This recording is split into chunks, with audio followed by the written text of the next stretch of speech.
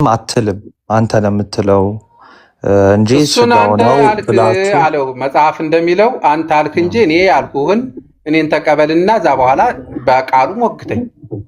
እሺ ጥሩ። እሺ በቃሉ ሞግታለሁ። እሺ ሐዋርያው ቅዱስ ጳውሎስ ይህ ህብስት ከጌታ ስጋና ደም ጋር ህብረት ያለው ነው ብሏል። የጌታ ስጋና ደም ዮሐንስ ወንጌል ላይ ምዕራፍ 6 ላይ ደግሞ ስጋዬን ብሉት አለ። እንዴት ነው የምንበላው? ዮሐንስ 6 ላይ የሚያወራው ስለ እምነት ነው የሚያወራው። አንደኛ ቆሮንቶስ ምዕራፍ 11 እና 10 ላይ የሚያወራው ስለ እውነተኛው ማዕድ ስለሆነው ስለ ክርስቶስ ኢየሱስ የራት እና ስለ ወይኑና ስለ ጽዋው ነው ስለሚበላው ነው የሚያወራው። ዮሐንስ 6 ላይ ስጋዬን ብሉ ደሜን ጠጡ አለ። ዮሐንስ 6ን ተወውና አንደኛ ቆሮንቶስን እናውራ መጀመሪያ። አልተውም፣ ዮሐንስን አልተውም። ዮሐንስ 6 ላይ ስጋዬን እናውራ እንግዲያ ካል እኮ አንተ ነህ ተወው ያልከኝ እኮ ባይዘወይ። እኔማ ከሁለቱ ከዚህኛው ወይ ከዮሐንስ ከአንደኛ ቆሮንቶስ ላይ አውራኝና ወደዚህ ና። አይ 6 ዮሐንስ 6 ላይ እናውራ። እሺ አንደኛ ቆሮንቶስ እናንተ ለምን እንደምትወስዱት አትነግረኝ? አይ እሱን ህይወት ይሰጣል ብለን ነው። ይኸው እዚሁ ላይ እነግርሃለሁ። ዮሐንስ ምን ህይወት ነው? አይ አንደኛ ቆሮንቶስ ምዕራፍ 11 ያለውን ለምንድን ነው እናንተ የጌታ እራት የምትወስዱት? ዮሐንስ 6 ላይ ና ወንድሜ፣ ና ዮሐንስ 6 ላይ ና። እሺ ስጋ ዮሐንስ 6 ምን ይላል? ጥሩ እሺ።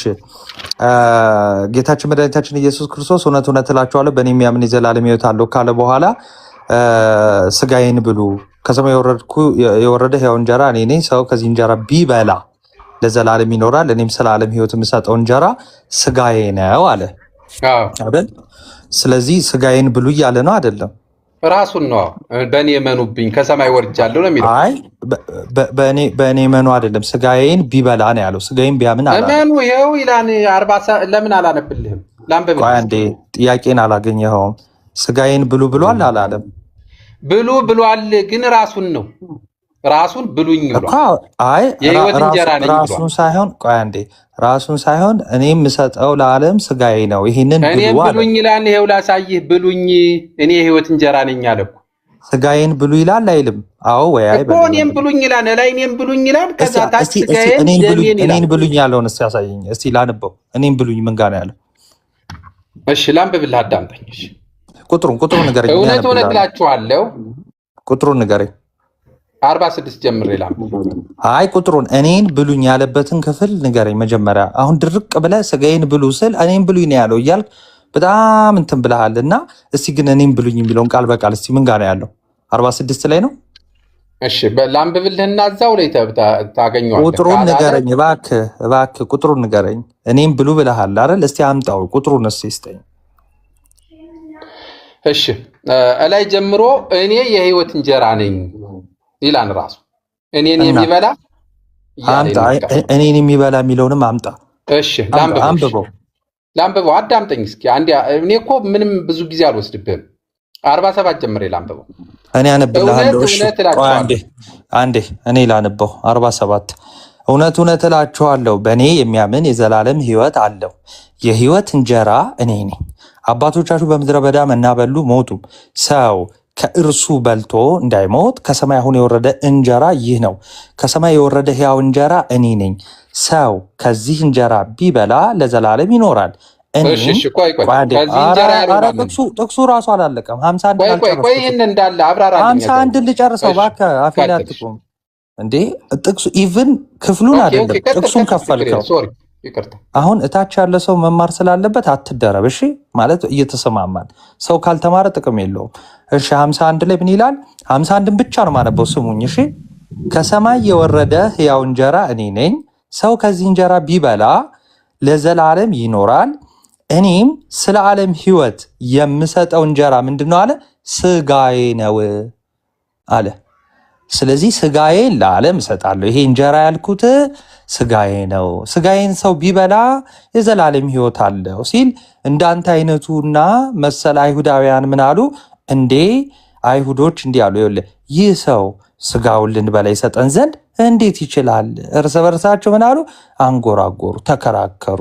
አየህ እሱ ስለምንድነው ዳይሬክት እያለ ያለው ስጋዬን ብሉ እያለ ስለሆነ አይሁዶች ምን አሉ? አይ እንዴት ስጋውን ልንበላ እንችላለን አሉ። ከዛስ ኢየሱስ እንዲህ አላቸው፣ እውነት እውነት እላችኋለሁ የሰው ልጅ ስጋ ካልበላችሁ ደሙንም ካልጠጣችሁ በራሳችሁ ሕይወት የላችሁም። ጴንጤ ይመጣና አይ እመኑ ነው ያለው። ምን ብሉ እያለ እመኑ ነው ያለው ትላለህ? እስቲ ምን ጋር ነው እመኑ ያለው? ብሉ እንጂ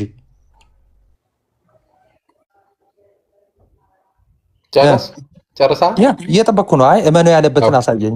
ስጋዬን እመኑ ያለበትን፣ ደሜን እመኑ ያለበትን አሳየኝ። ችግር የለም። መጀመሪያ ጨርሻለሁ ካልኸኝ ችግር የለውም። ስትናገር መጽሐፍ ቅዱሳዊ አድርገህ ሀሳብን ብቻ እንጂ ለጎን እንዲህ እያልካል እኔ የምናገረው ብዙ አለኝ። እኔ ክርስቶስ ያለው ነው የደገምኩት። እናንተ ይህንን ይኸውልህ ሳታምን ነው የምትወስደው አንተ እናንተን እኔን ስጋውን እናንተ ብለህ ተናግረህ ለምን እኔ ስናገር ትቆጫለህ? ጥያቄን መልስ መጀመሪያ። ሳታምን ነው ስጋ ደሙንም የምትወስደው። እሱን ታሳየኛለህ። በክርስቶስ ኢየሱስ ሳታምን ነው ስጋ ደሙን የምትወስደው። ሳላምን እንደሆነ ታሳየኛለህ። አሁን ጎበዝ፣ አሁን ምን ትመልሳለህ? መጀመሪያ መልሱን እስቲ ስጋዬን እመኑ ደሜን ቆይ ጥያቄ ልድገማ። ክርስቶስ እዚህ ጋር ልጠይቅህ።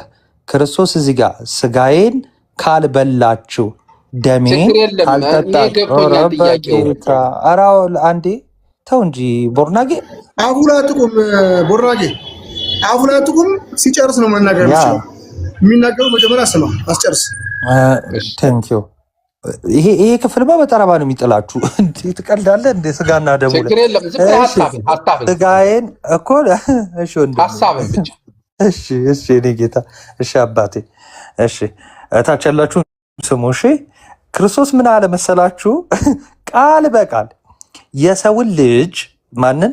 የኢየሱስ ክርስቶስን ስጋ ካልበላችሁ ደሙን ካልጠጣችሁ በራሳችሁ ሕይወት የላችሁ ማለት በቃ በራሳችሁ ሕይወት የላችሁም ካለ በኋላ ቀጠል ያደርግና ጥያቄን በዛው ነው። እሺ እየሰማ ስጋዬን የሚበላ ደሜንም የሚጠጣ የዘላለም ሕይወት አለው አለ። ጥያቄ ነው ወይስ ማስረዳት?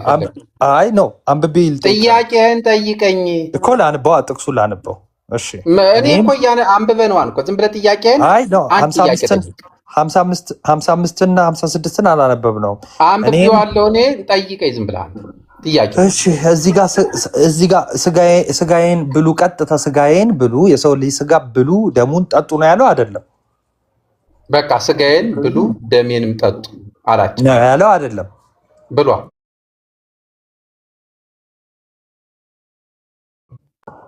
ማቴዎስ 26 ላይ ስጋዬ ብሎ የሰጠው ምኑን ነው? ቆይ አዳምጠኝ ዝም ብለህ እዚህ ጨርስ። ከዛ ማቴዎስማ ዳቦ አንስቶ ሰጥቷቸዋል፣ የሚበላም ሰጥቷቸዋል። ይሄው ብሎ ስለዚህ አንተ ለማታሸርስ አዳምጥ ይለኛል። እኔ በጌታ ምን አይነት አንተ እኮ ነው ማዳመጥ የከበደህ ቦርናጌ ነው ወንድሜ።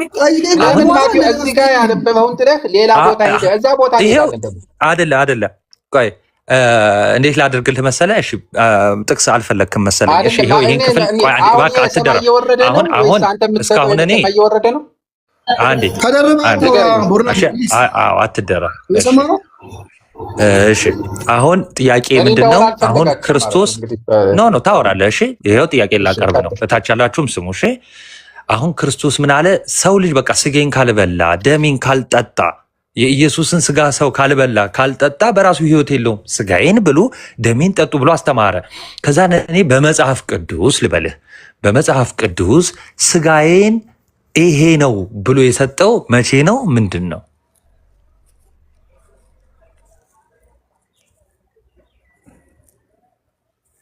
አሁን ጥያቄውን ከጠየቅ ዮሐንስ ምዕራፍ 6 የሚያወራው እኔ ምንድነው የሚያወራው አላልኩም። ጥያቄን መልስልኝ መጀመሪያ። ላውራ እንጂ ቆይ ምን ሆነ? ስታወራ ጀስት ጥያቄን መልስልኝና ከዛ የፈለከውን ታስረዳለህ። እስኪ ምንድነው ጥያቄ? ዳቦውን አንስቶ የፋሲካ በዕለተ ሐሙስ አንስቶ እነሆ ይሄ ስጋዬ ነው፣ ይሄ ደሜ ነው፣ ይሄን ለመታሰቢያዬ አድርጉት፣ የኃጢአት ስርየት ይሰጣችኋል፣ ለኃጢአት ተጠቀሙት አላለም። ለመታሰቢያዬ አድርጉት፣ ይሄን በአደረጋችሁ ጊዜ ሞቱንና ትንሣኤውን ትናገራላችሁ ነው ያለው። እንጂ ለኃጢአት ስርየት ይህን በበላችሁ ጊዜ ኃጢአታችሁ ይቅር ይባላል የሚል አስተምሮ የእናንተ ነው። ሰው ሰራሽ ትምህርት ነው። ሐዋርያው ጳውሎስ አላለም። በቃ ሰው ሰራሽ ትምህርት አልከኝ። ቆይ አላሰራ አይደለም። ቆይ አንዴ ጨርስ። አሁን ተናገርህ አይደል? እኔ ዮሐንስ 6 ላውራ አንዴ ሚት አድርገው። እሺ ቦርናጌን አንዴ እሺ ሰው ሰራሽ ትምህርት ነው ብለሃል። እዚሁ ያንተ ያልከው ላይ እኮ ነው። እሺ የጌታ ስጋ ኃጢአትን ያስወግዳል አያስወግድም? ተመልከቱ። አሁን ሰው ሰራሽ ነው ያለውን ትምህርት ራሱ እንዴት እንደሚመልሱ ታያላችሁ። የጌታ ስጋና ደም የሰውን ኃጢአት ያስወግዳል ወይስ አያስወግድም? ይሄ ለመታሰቢያ አድርጉት ያለ ያመነ ሰው ኃጢአተኛ ያልሆነ ሰው ነው። ጥያቄን መልስ። የክርስቶስ ስጋና ደም እንግዲህ ራሱ ስጋዬ ብሎ የጠራው ያ ስጋ ኃጢአትን ያስወግዳል አያስወግድም? እሺ እናንተ እንዲያስወግድ ነው የምትወስዱት? እኛን ተወንና ጥያቄውን መልስ። እኔ እኮ ከኦርቶዶክሳዊ ሰው ጋር ነው ማውራት። እኔ እኮ ንጹህ ያልሆነ ወደዚህ እንዳይቀርብ እንዳይወስደው ነው የሚለው። ጎበዝ፣ በቃ ማስረዳ አለው። መጀመሪያ መልስልኝ፣ አስረዳለሁ። መሬት ላይ ያለውን ነው የማወራው። የሚጠይቀን ቀጥታ መልስ የሚጠይቀን አይደለም። የለም ኦርቶዶክስ እንደዚህ ንጹህ ያልሆነ ያልከው ራስህ ነህ። ጠይቀኝ ያልከው ራስህ። ኦኬ ሞዴሬተር ስጡ ለናቲ ሞዴሬተር ስጡ። አይ ኧረ ደግሞ ሚውት አደረጉን ይላል ደግሞ። ተው ችግር የለውም። አሁን ቦርናጌን ምንድነው ናቲ ለኃጢአት ስርየት ነው የምትወስዱት? ግጥም አድርገን እኮ እሱን ልመልስልህ እኮ ራስህ እንድትመልስ እንዳይወስደው ብሎ የሚከለክለው ጎበዝ፣ እነግርሃለሁ። ችግር የለውም። በእውነት እኔ አሁን ጥያቄ ከሆነብህ እንደው በንጹህ ልብ ከሆነ እነግርሃለሁ። አሁን ከዛ በፊት ችግር የለውም። እሺ ከዛ በፊት ግን የጠየቅኩን መልስልኝ። አሁን ምን ብለሃል? በጣም አሁን ድፍረት በተሞላበት ይሄ ሰው ሰራሽ ትምህርት ነው ብለሃል አይደለ? ሐዋርያው ቅዱስ ጳውሎስ ይገላል ያለውን ነው ሁሉ አንተ ሰው ሰራሽ ትምህርት ነው ያልከው ማለት ነው። አሁን የኔ ጥያቄ ምንድን ነው? ልድገምልህ። የክርስቶስ ስጋና ደም ራሱ ጌታ ኢየሱስ ክርስቶስ ስጋዬ ደሜ ያለው ኃጢአትን ያጥባል አያጥብ? በራሱ ይሄ ለመታሰቢያ አድርጉ። ይሄ በበላችሁ ጊዜ መጀመሪያ መልስልኝ ጥያቄ። ለምን አድርጉ ታዲያ? አይደለም ሰው ቀጥታ መልስለት። አንተ አክሊል መሀል አትግባ። አክሊል ሚውት አድርጎ ለብቻ ለብቻ እንደ ሁለት ስላደረኩ ልጠይቀው ችግር የለውም። እሺ አሁን ለምሳሌ ጌታችን በማቴዎስ 26 ለምሳሌ ይህ ደሜ ነው ብሏል አይደል? ቦርናጌ ብሏል። ይህ ደሜ ነው ከሆነ መልስ ብቻ እሺ በቃ ብሏል ብለኛል። ቴንክ ዩ። እሺ ይህ ደሜ ነው ብሏል ክርስቶስ። የክርስቶስ ደም ከኃጢአት ያጥባል አያጥብም? የስ በመስቀል ላይ የፈሰሰው እኔ በመታሰቢያ በምበለው አይደለም ኃጢአት የሚነጻው ለመታሰቢያ ነው ማለት። ቆይ መጀመሪያ መልስ። የክርስቶስ ደም ከኃጢአት ያጥባል አይደለ? የስ በመስቀል ላይ እና በእምነት ነው። በመስቀል ላይ የፈሰሰው ቆይ ቦርናጌን ምን አለ? አዎ የክርስቶስ ደም ዛሬ እውነት እባክህ ቆይ አንዴ እየተግባባል። የክርስቶስ ደም ከኃጢአት ሁሉ ያጥባል አልክና ምን አልክ? በመስቀል ላይ የፈሰሰው አልክ። አዎ በመስቀል ላይ የፈሰሰው እና ታዲያ ህብስቱ ጋር እና ወይኑ ጋር ለምን ሄድክ ካልክ ግን ራሱ ኢየሱስ ክርስቶስ ምን አለ? ይህ ስለሰው በመስቀል ምን የሚለው የሚፈሰው ደሜ ነው አለ። እሱ ኃጢአት ያጥባል በመስቀል የሚፈሰው ነው አለ። በሚበላውና በሚጠጣው ነው ልትለኝ ነው? ጌታ ሆይ እኔን መልሰህ አትጠይቀኝ። አንተን ነው የምጠይቅህ መልስልኝ። ክርስቶስ ይሄው በመስቀል የሚፈሰው ደሜ ነው አለ። የኃጢአት ስርየት ይሰጣል አይሰጥም? በራስ ንግግር እሱን ለመታሰቢያ አድርጉት ነው ያለው። የስ ለመታሰቢያ አድርጉት።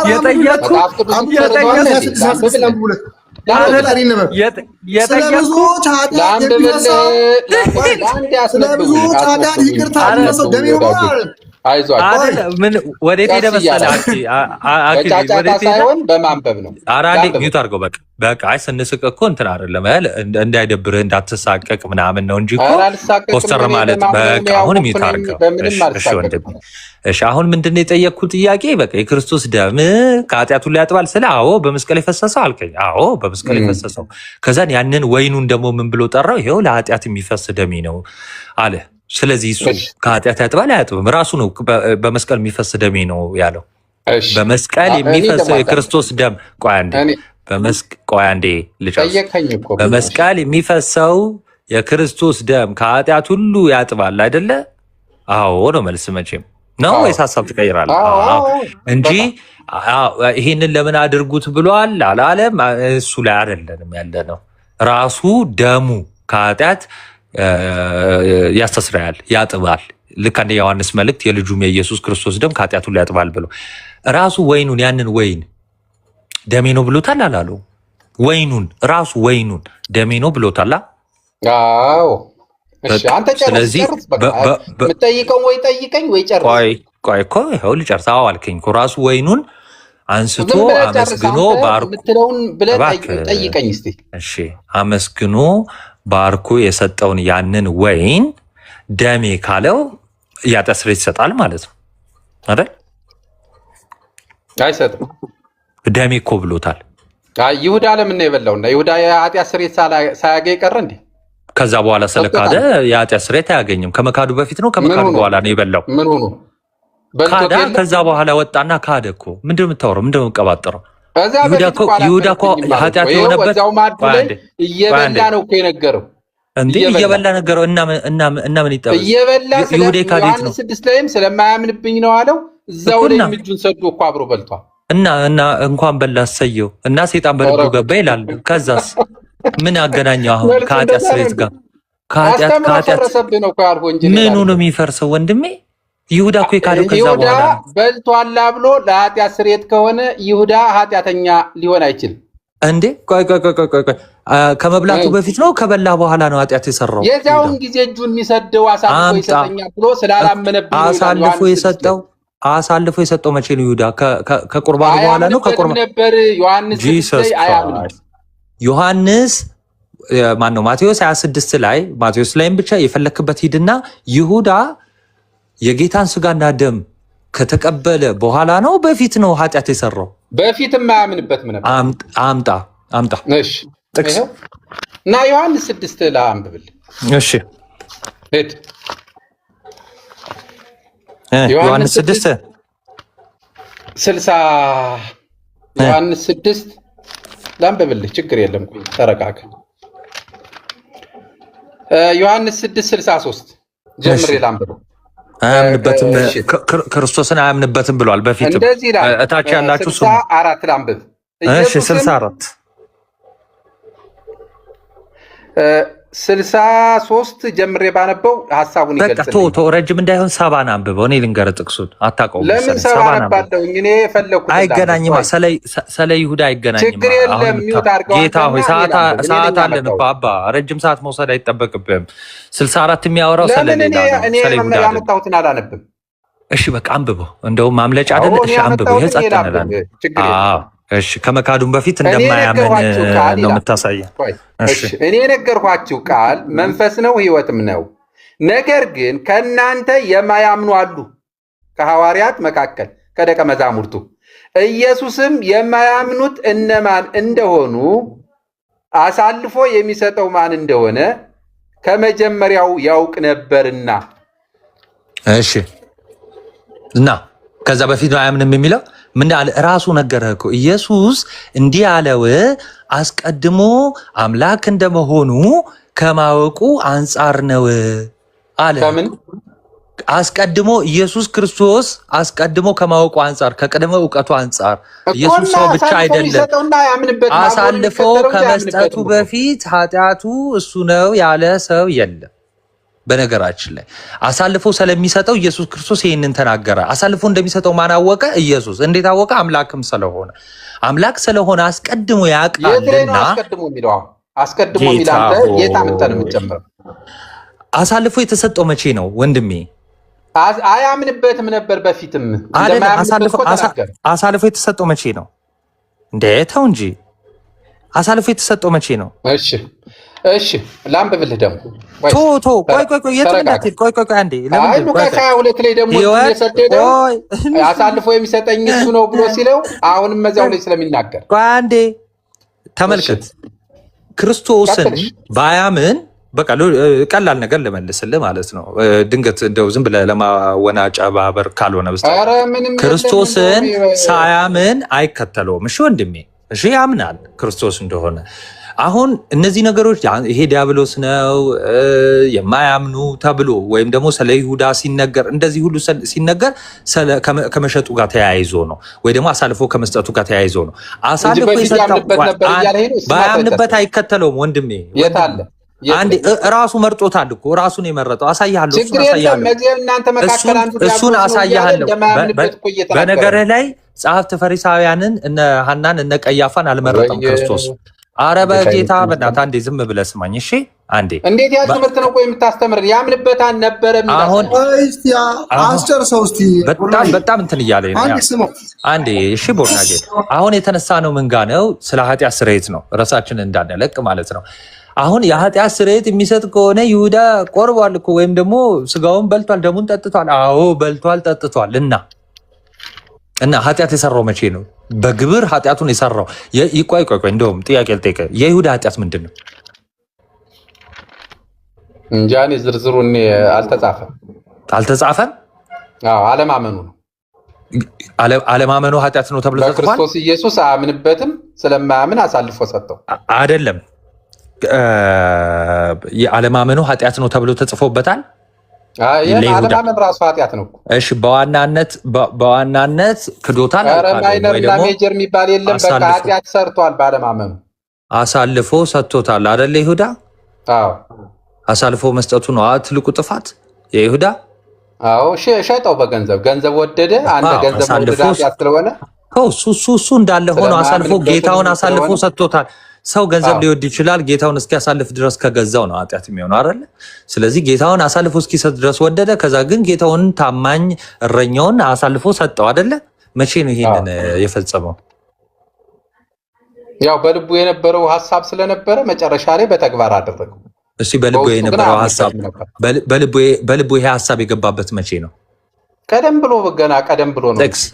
ጥቅስ በልቡ ይሄ ሀሳብ እንደገባበት ይናገራል እኮ ዮሐንስ 6:64 ወንድሜ፣ ዮሐንስ 6:64 ነገር ግን ከእናንተ የማያምኑ አለና የማያምኑ አሉ አለና፣ ከዛ ግን ቅዱስ ዮሐንስ ሲጽፍልን ምን አለ? ኢየሱስ የማያምኑት የሚሰጠውም ማን እንደሆነ ከመጀመሪያ ያውቅ ነበር። የማያምኑትም አረ በጌታ ቆይ ጥቅሱን አያምንም ነበር አይልም እንዴ ወንድሜ? አሳልፎ ስለመስጠት ነው እያወራ ያለው። ልድገምልህ። ነገር ግን ከእናንተ የማያምኑ አሉ አለ። ምን ማለት ነው? በቃ የማያምኑ አሉ አለ። በቃ የሆኑ ሰዎች የማያምኑ አለ እኮና እውነት ነው እኮ። አዎ እውነት ነው። እሺ እሰየው፣ እንኳን እውነት ሆነ። ይሁዳ እንዳልሆነ ግን ላሳየ። ለምሳሌ ኢየሱስ አለ ቅዱስ ዮሐንስ ይጽፍልን እዛው ኢየሱስ የማያምኑት እነማን እንደሆኑ አሳልፎ የሚሰጠውም ማን እንደሆነ፣ የማያምኑትም እነማን እንደሆኑ አሳልፎ የሚሰጠውም ደግሞ ማን እንደሆነ ይህንን ምን ይል ነበር አለ? ከመጀመሪያው ያውቅ ነበር አለ። አሁን ለምሳሌ ቅድም አስቀድሞ ጌታ መጥቶ ምን ስትለኝ ነበር? ይኸው አስቀድሞ ማለት ከመጀመሪያው ያውቅ ነበር ማለት እና አሳልፎ ስለሚሰጠው ሲያወራ አያምንም ተብሎ አይደለም የተገለጠው። ይሁዳ አያምንም ተብሎ አይደለም እዚህ ክፍል ላይ የተገለጠው። አስቀድሞ ክርስቶስ ያውቃል የተባለው ማንና ማንን ነው? እታች ያላችሁ ሁላችሁም ስሙ እሺ። አስቀድሞ ክርስቶስ ያውቃል የተባለው ሁለት አይነት አካላትን ነው። ማንን? የማያምኑ እንዳሉ በብዙ ቁጥር ነው። እሺ ወዳጆቼ፣ የማያምነው አልተባለም። እሺ የማያምኑ። ከዛስ አሳልፎ ደግሞ የሚሰጠው በአማርኛው ቃል በእንግሊዝኛው ኤንድ ማለት ነው እና ማለት ነው። ለምሳሌ ማርቆስ 16:16 ያመነ የተጠመቀ ሲባል ኤንድ ማለት ነው እና ማለት ነው። ስለዚህ በዚህ ቃል መሰረት ምን እየተባለ ነው? እናንተ በቀላሉ እንድትረዱታቸው ያላችሁ ኢየሱስ የሚያምኑት እነማን እንደሆኑ እና አሳልፎ የሚሰጠው ማን እንደሆነ ከመጀመሪያ ያውቅ ነበረ የተባለው። ከዛ ስለ ይሁዳ የተባለው በነገራችን ላይ ከዚህ በኋላ ከዲያብሎስ ጋር ተገናኝቶ ነው፣ ከክህደት ጋር ተገናኝቶ ነው የተባለው። የይሁዳ ትልቁ ኃጢአቱ ምንድን ነው? መካዱ ነው፣ ንስሐ አለመግባቱ ነው። ከዛ በኋላ ጌታውን አሳልፎ መስጠቱ ነው። ኦኬ እንጂ መምህር እንደሆነ ያውቃል አያውቅም እንዴ? መሲሁ እንደሆነ ከስሩ ተብሯል አልተማረም እንዴ? እራሱ አይደል እንደ መረጠው? ክርስቶስ እኮ ነው የመረጠው። ማንን? ይሁዳ። አሁን ይህንን ጥያቄ ልመልስ፣ እስካሁን ያልተመለሰልኝ ጥያቄ። የኃጢአት ስርየት ይሰጣል? አዎ ይሰጣል። አሁን ግን ቅድም ተናግራል በልቡ የሐሳብ የገባበት መጀመሪያ ነው ብለሃል። ይህ ሐሳብ ነው ያልከው እምነት ከእምነት ጋር የሚገናኝ አይደለም። ሐሳብ ባይዘው ሰው ልጅ በልቡ ሰይጣን ሊገባበት ወይም ደግሞ ክፉ ሐሳብ ሊገባበት ስለሚችል ኢቭን እያመንም ለምን አይሆንም? ስለዚህ የይሁዳ በልቡ ክፉ ሰይጣን ወይ ደግሞ ክፉ ሐሳብ የገባው መቼ ነው ያልኩ። ሐሳብ የገባበት መጀመሪያም በክርስቶስ ኢየሱስ እንደማያምን መጽሐፍ ቅዱስ በግልጽ ይናገራል። ያቺ ሽቶ አምጥታ እግሩን ስታጥበው በዚያን ጊዜም ልክ ገንዘብ ስለሚወድ ነው ይላል። በክርስቶስ አያምንም ይላል። እንዴት አለ? ገንዘብ ስለሚወድ ነው። በክርስቶስ አያምንም ይላል። እኔ ሳልጨርስ ግን ምንም የምታወራው ወሬ አይገናኝም። በቃ ገንዘብ ስለሚወድ ስለገንዘቡ እዚህ ጋር ያምናል ብለህ ካልኸኝ እኔ መጽሐፍ ቅዱስ ስለሚያምን ነው ከ12ቱ የተቆጠረው ከአብሮ የተከተለው። አይደለም አንዱ ዲያብሎስ ነው ብሎ ካለ ዲያብሎስ ብሎ እየተናገረ አንተ ዲያብሎስ ያለው ስለሚክደው ነው አይደለም? አሳልፎ ስለሚሰጠው ነው አይደለም? በቃ ይሸነግል ነበረ፣ ሸንጋይ ነበር፣ አብሮ ይከተላል። ዲያብሎስ ነው ያለው ክርስቶስ። ዲያብሎስ ነው ያለው። ዲያብሎስ ነው ሲል ሸንጋይ ማለቱ ነው አይደለም? አየህ መጽሐፉ ምን እንደሚል አንብልህ የኔ ወዳጅ። አሁን እናንተ ናችሁ መጽሐፍ ቅዱስ እንትን የምትሉት እንደ ይቀርታል። እሱ ዲያብሎስ ነው ዮሐንስ ወንጌል ዲያብሎስን ሐሳብ ያስተናግዳል። አንዴ ላንብልህ እንዴት የክርስቶስ ተቃዋሚ እንደሆናችሁ። መጽሐፉ ምን ይላል? ስለ ዲያብሎስ ስላለው ምክንያት ሲናገር ዮሐንስ 6 ቁጥር 71 ላይ ምን ይላል? ስለ ስምዖንም ልጅ ስለ አስቆሮቱ ይሁዳ ተናገረ። ከ12ቱ አንዱ የሆነ እርሱ አሳልፈው ይሰጥ ዘንድ አለውና። ምን ማለት ነው መሰለ? ትንሽ እንደው ክሊር ካልሆነ ለማን ከ12ቱ አንዱ የአስቆሮቱ ይሁዳ ጌታን አሳልፈው ስለሚሰጠው ጌታ ምን ብሎ ተናገረ? እስቲ እናነበዋ። ምን ብሎ ተናገረ? ቁጥር 7 ላይ እዛው ኢየሱስም እኔ እናንተን 12ታችሁን የመረጥኳችሁ አይደለምን? ይሄውን የመርጫችኋለሁ 12ታችሁንም ይሁዳንም ጨምሮ አለ። ከዛ ከእናንተም አንዱ ዲያብሎስ ነው ብሎ መሰከረላቸው። ከዛን ቦርናጌንን መጣውና ዲያብሎስ ሲሉ ምን እያለው ነው ሲል ይወላውል ነበር። አይ ዮሐንስ እንደዛ አላለንም። ዮሐንስ ምን አለን? ወንጌላዊ ቅዱስ ዮሐንስ ምን አለን?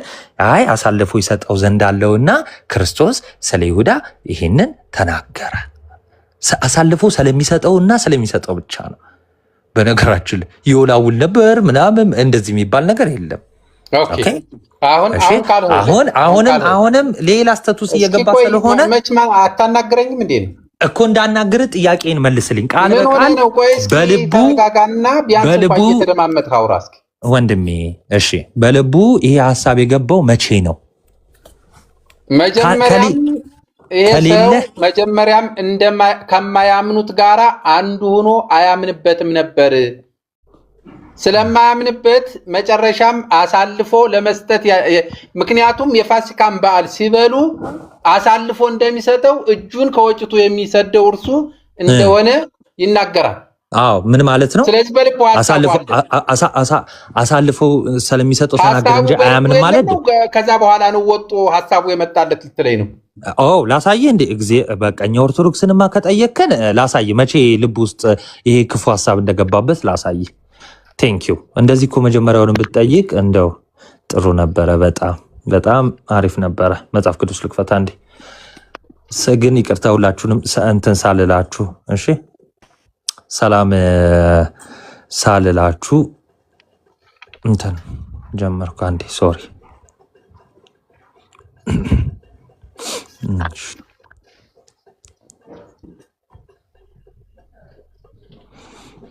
እሺ ዮሐንስ ወንጌል ምዕራፍ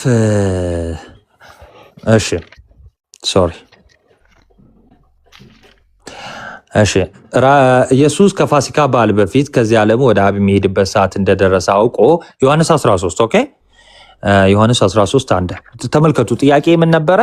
መቼ ነው ይሄ ክፉ ሐሳብ በይሁዳ ውስጥ የገባው ስለው አራ ከመጀመሪያውም ነበረ አይደል ያለን ወንድማችን። እሺ ዮሐንስ ወንጌል ምን ይለናል? ቅዱስ ዮሐንስ ወንጌል ላይ ዮሐንስ 13 1 ኢየሱስም ከፋሲካ በዓል በፊት ከዚህ ዓለም ወደ አብ የሚሄድበት ሰዓት እንደደረሰ አውቆ በዚህ ዓለም ያሉትን ወገኖች ወደዳቸውን እስከ መጨረሻ ወደዳቸው። እራትም ሲበሉ ዲያብሎስ በስምዖን ልጅ በአስቆሮቱ በይሁዳ ልብ አሳልፎ እንዲሰጠው ሐሳብ ካገባ በኋላ መቼ እንደገባየ ቀጥል አንብበው ዝም ብለህ መቼ ገባ ይላል? ከመጀመሪያው ገባ ይላል። ካገባ የሚለው ካገባ በኋላ ብለህ ቀጥል። እሺ ልቀጥል።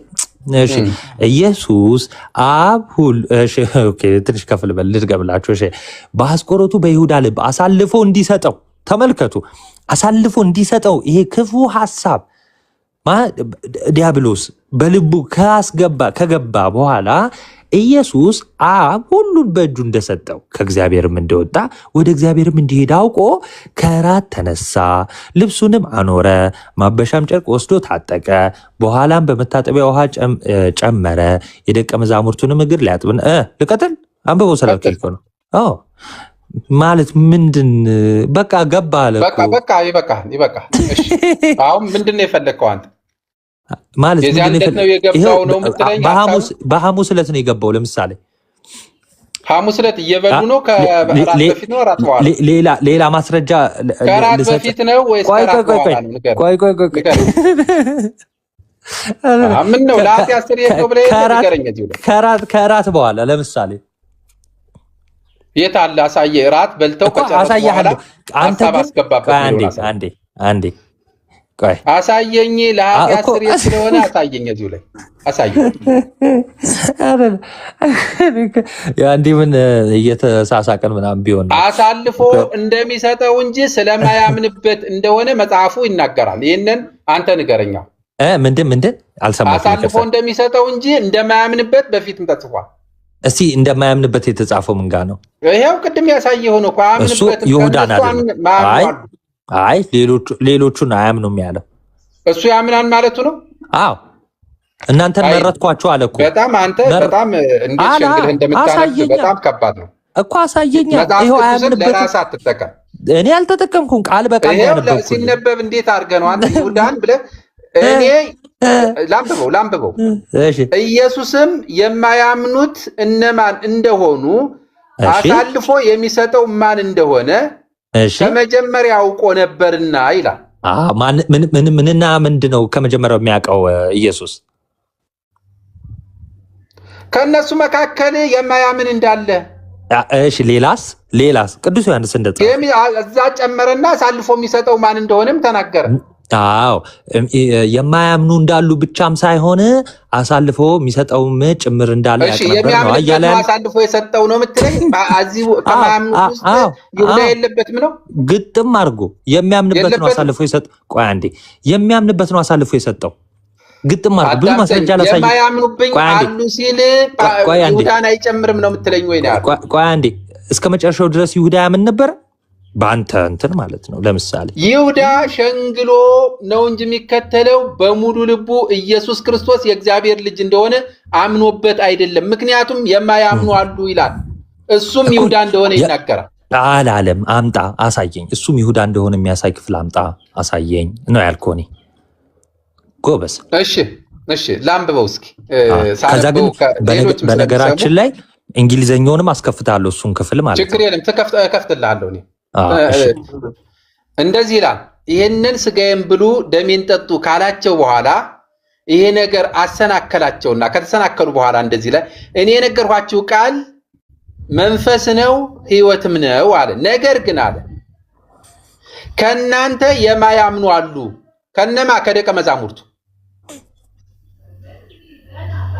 ከማን ውስጥ ነው ይህንን የተናገረው? ንገረኝ፣ መልስልኝ ቀጥታ። ከሐዋርያቱ ብቻ አይደለም፣ ከእናንተ ሲከተሉትም ከነበሩት ደቀ መዛሙርትን ነው እኮ የሚለው ላይ ቁጥር 60 ላይ ከደቀ መዛሙርቱ ብዙዎቹ ይላል እኮ። አንብበው። ከደቀ መዛሙርቱ ብዙዎቹ በሰሙ ጊዜ ይህ የሚያስጨንቅ ንግግር ነው አሉ። ደቀ መዛሙርቶቹ እነማን ናቸው? 12ቱ አይደሉም፣ የሚከተሉት የነበሩት ነው። ላሳየህ። ኦኬ፣ አይደሉም። ሌሎች ደቀ መዛሙርት ሌሎቹ ናቸው። አዎ ላሳየህ። 12ቱ አይደሉም? አዎ እሺ ላሳየህ። በኋላ እንግዲህ ቆይ ወደ ሌላ እንዳትሄድ። እዚህ ጋር ደቀ መዛሙርት የተባሉት አንተ እነማን ናቸው ነው የምትለው? 12ቱ ናቸው ነው የምትለው? 12ቱም አሉበት። ይህ የሚያስጨንቅ ንግግር ነው ያላቸው 12ቱን ነው። ጎበዝ። 12ቱ አሉ እዛው ክፈት። ቆይ አንዴ ተመልከት። እዚህ ደቀ መዛሙርት የተባሉት ክፍል ላይ አለ እታች ያላችሁ ስሙ። እሺ 12ቱ አሉ አለ። ኦኬ እንደሌሉ ላሳይህ እዛው ዮሐንስ 6 ኦኬ ልክፈት እኔ ዮሐንስ 6 ቁጥር ወዴትም እንዳትሄድ 41 ከሄድክ ሌሎች ናቸው አይሁዳውያን እንደሆኑ ይናገራል። ምን ሆነ ነው? ማስረጃ ሲያመጣ ስማ፣ ማስረጃ መጥቶ ያነብ ነው ሲነበብ ስማ። አንብበዋ ያመጣው ማስረጃ። እሺ ደቀ መዛሙርቱ እንደሚል አሳየኝ እስቲ 12 ችግር የለውም። እሺ እንትን ልበልልህ ቁጥር 60 ላይ እንዲህ ይላል። ይኸውላችሁ በቅፍርናሆም በፊት ያለውን አሳይ። 59 ከዛ በፊትም አስተማረ ባይዘው በቃ ለሁሉም አስተማረ። በቃ ለሁሉም አስተማረ። አሁን የተነሳ ነው ሐሳብ ደቀ መዛሙርት የሚል ቃል አይደለ?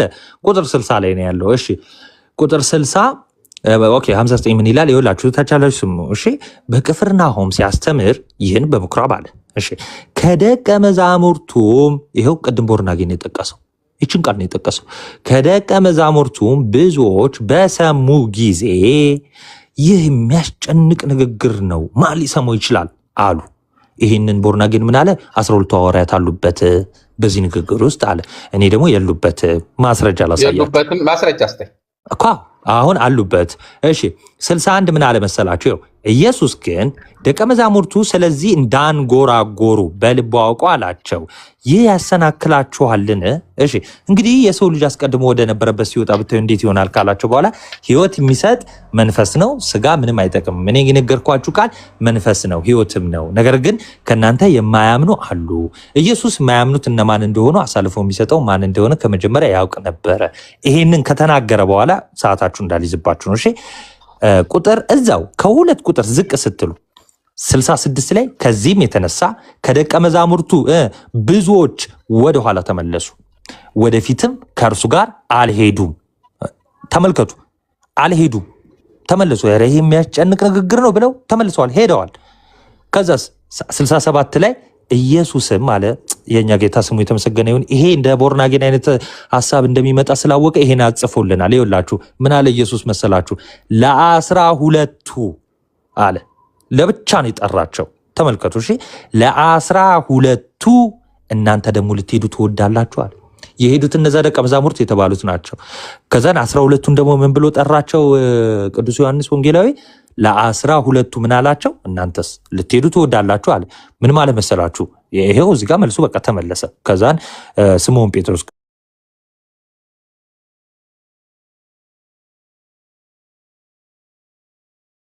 ቅዱስ ጴጥሮስ ምን ይሏል? እንዲህ ሕያው የሆነ ቃል ነው። እኛስ አንተ ክርስቶስ ይኸው ተመልከቱ 69 ላይ ሐዋርያቱ ነው የሚናገሩት። እኛስ አንተ ክርስቶስ የሕያው የእግዚአብሔር ልጅ እንደሆነ አምነናል አውቀንማል አለ። ይሁዳ 12 ውስጥ አለ የለም? አለ። እና ያላመኑት የሄዱት ውስጥ ይሁዳ አለ የለም? እና እኛስ አንተ ክርስቶስ የሕያው የእግዚአብሔር ልጅ እንደሆንክ አምነናል አውቀንማል ከተባሉት ውስጥ ነው ማ ይሁዳ ያለው። በዚህ ሁለት መልስ ነው የመለስኩልህ። ሁለት መልስ ማለት ነው። ይሁዳ ራሱ እዚህ ውስጥ እንዳለ ማለት ነው። ከዛስ ምን አለ? እኔ አለ እናንተን አለና አሁን ስለ 12 ነው እሺ የሚያወራው። እኔ እናንተን 12ታችሁን የመረጥኳችሁ አይደለምን? ከእናንተም አንዱ አያምንም ብሎ መለሰላቸው። ቢል ደስ ይለኝ ነበር አይልም። ያለው ምንድን ነው? ከ12ታችሁ ከእናንተ አንዱ ዲያብሎስ ነው ያለው። ከዛ ቅዱስ ዮሐንስ ጎበዝ እኮ ምን ማለት ነው? ያምንብኛል እያሉ ነው። ይኸው አንዱ ዲያብሎስ ነው ሲላቸው ምን ማለት ነው የሚል ጥያቄ ሲነሳ ቅዱስ ዮሐንስ እዛው ይመልሷል። 71 ላይ ምን አለ? ስለ ስምዖን ልጅ ስለ አስቆሮቱ ይሁዳ ተናገረ። ከ12ቱ አንዱ የሆነ እርሱ አሳልፎ ይሰጠው ዘንድ አለውና ዲያብሎስ ብሎ ስለ አስቆሮቱ ይሁዳ ተናገረ። ዲያብሎስ ያለበት ምክንያት አሳልፎ ይሰጠው ስለሆነ ነው፣ ወይም ደግሞ አሳልፎ ስለሚሰጠው ነው። ወደፊት አለውና ሲል ወደፊት አለው ማለት ነው። ወደፊት አሳልፎ ይሰጠውና ቆይ አሁን ብሎ ሲለው አምኗል እያልኸኝ ነው? ዲያብሎስ ያለው ቆይ ወንድሜ እሺ አንዴ ዲያብሎስ ያለው በነገራችን ላይ የኛ ጌታችን መድኃኒታችን ኢየሱስ ክርስቶስ የተቀደሰው ለውሾች አትስጡ ያለ ነው። በነገራችን ላይ ቅዱስ የሆነ ስጋውን ለማያምን አይሰጥም።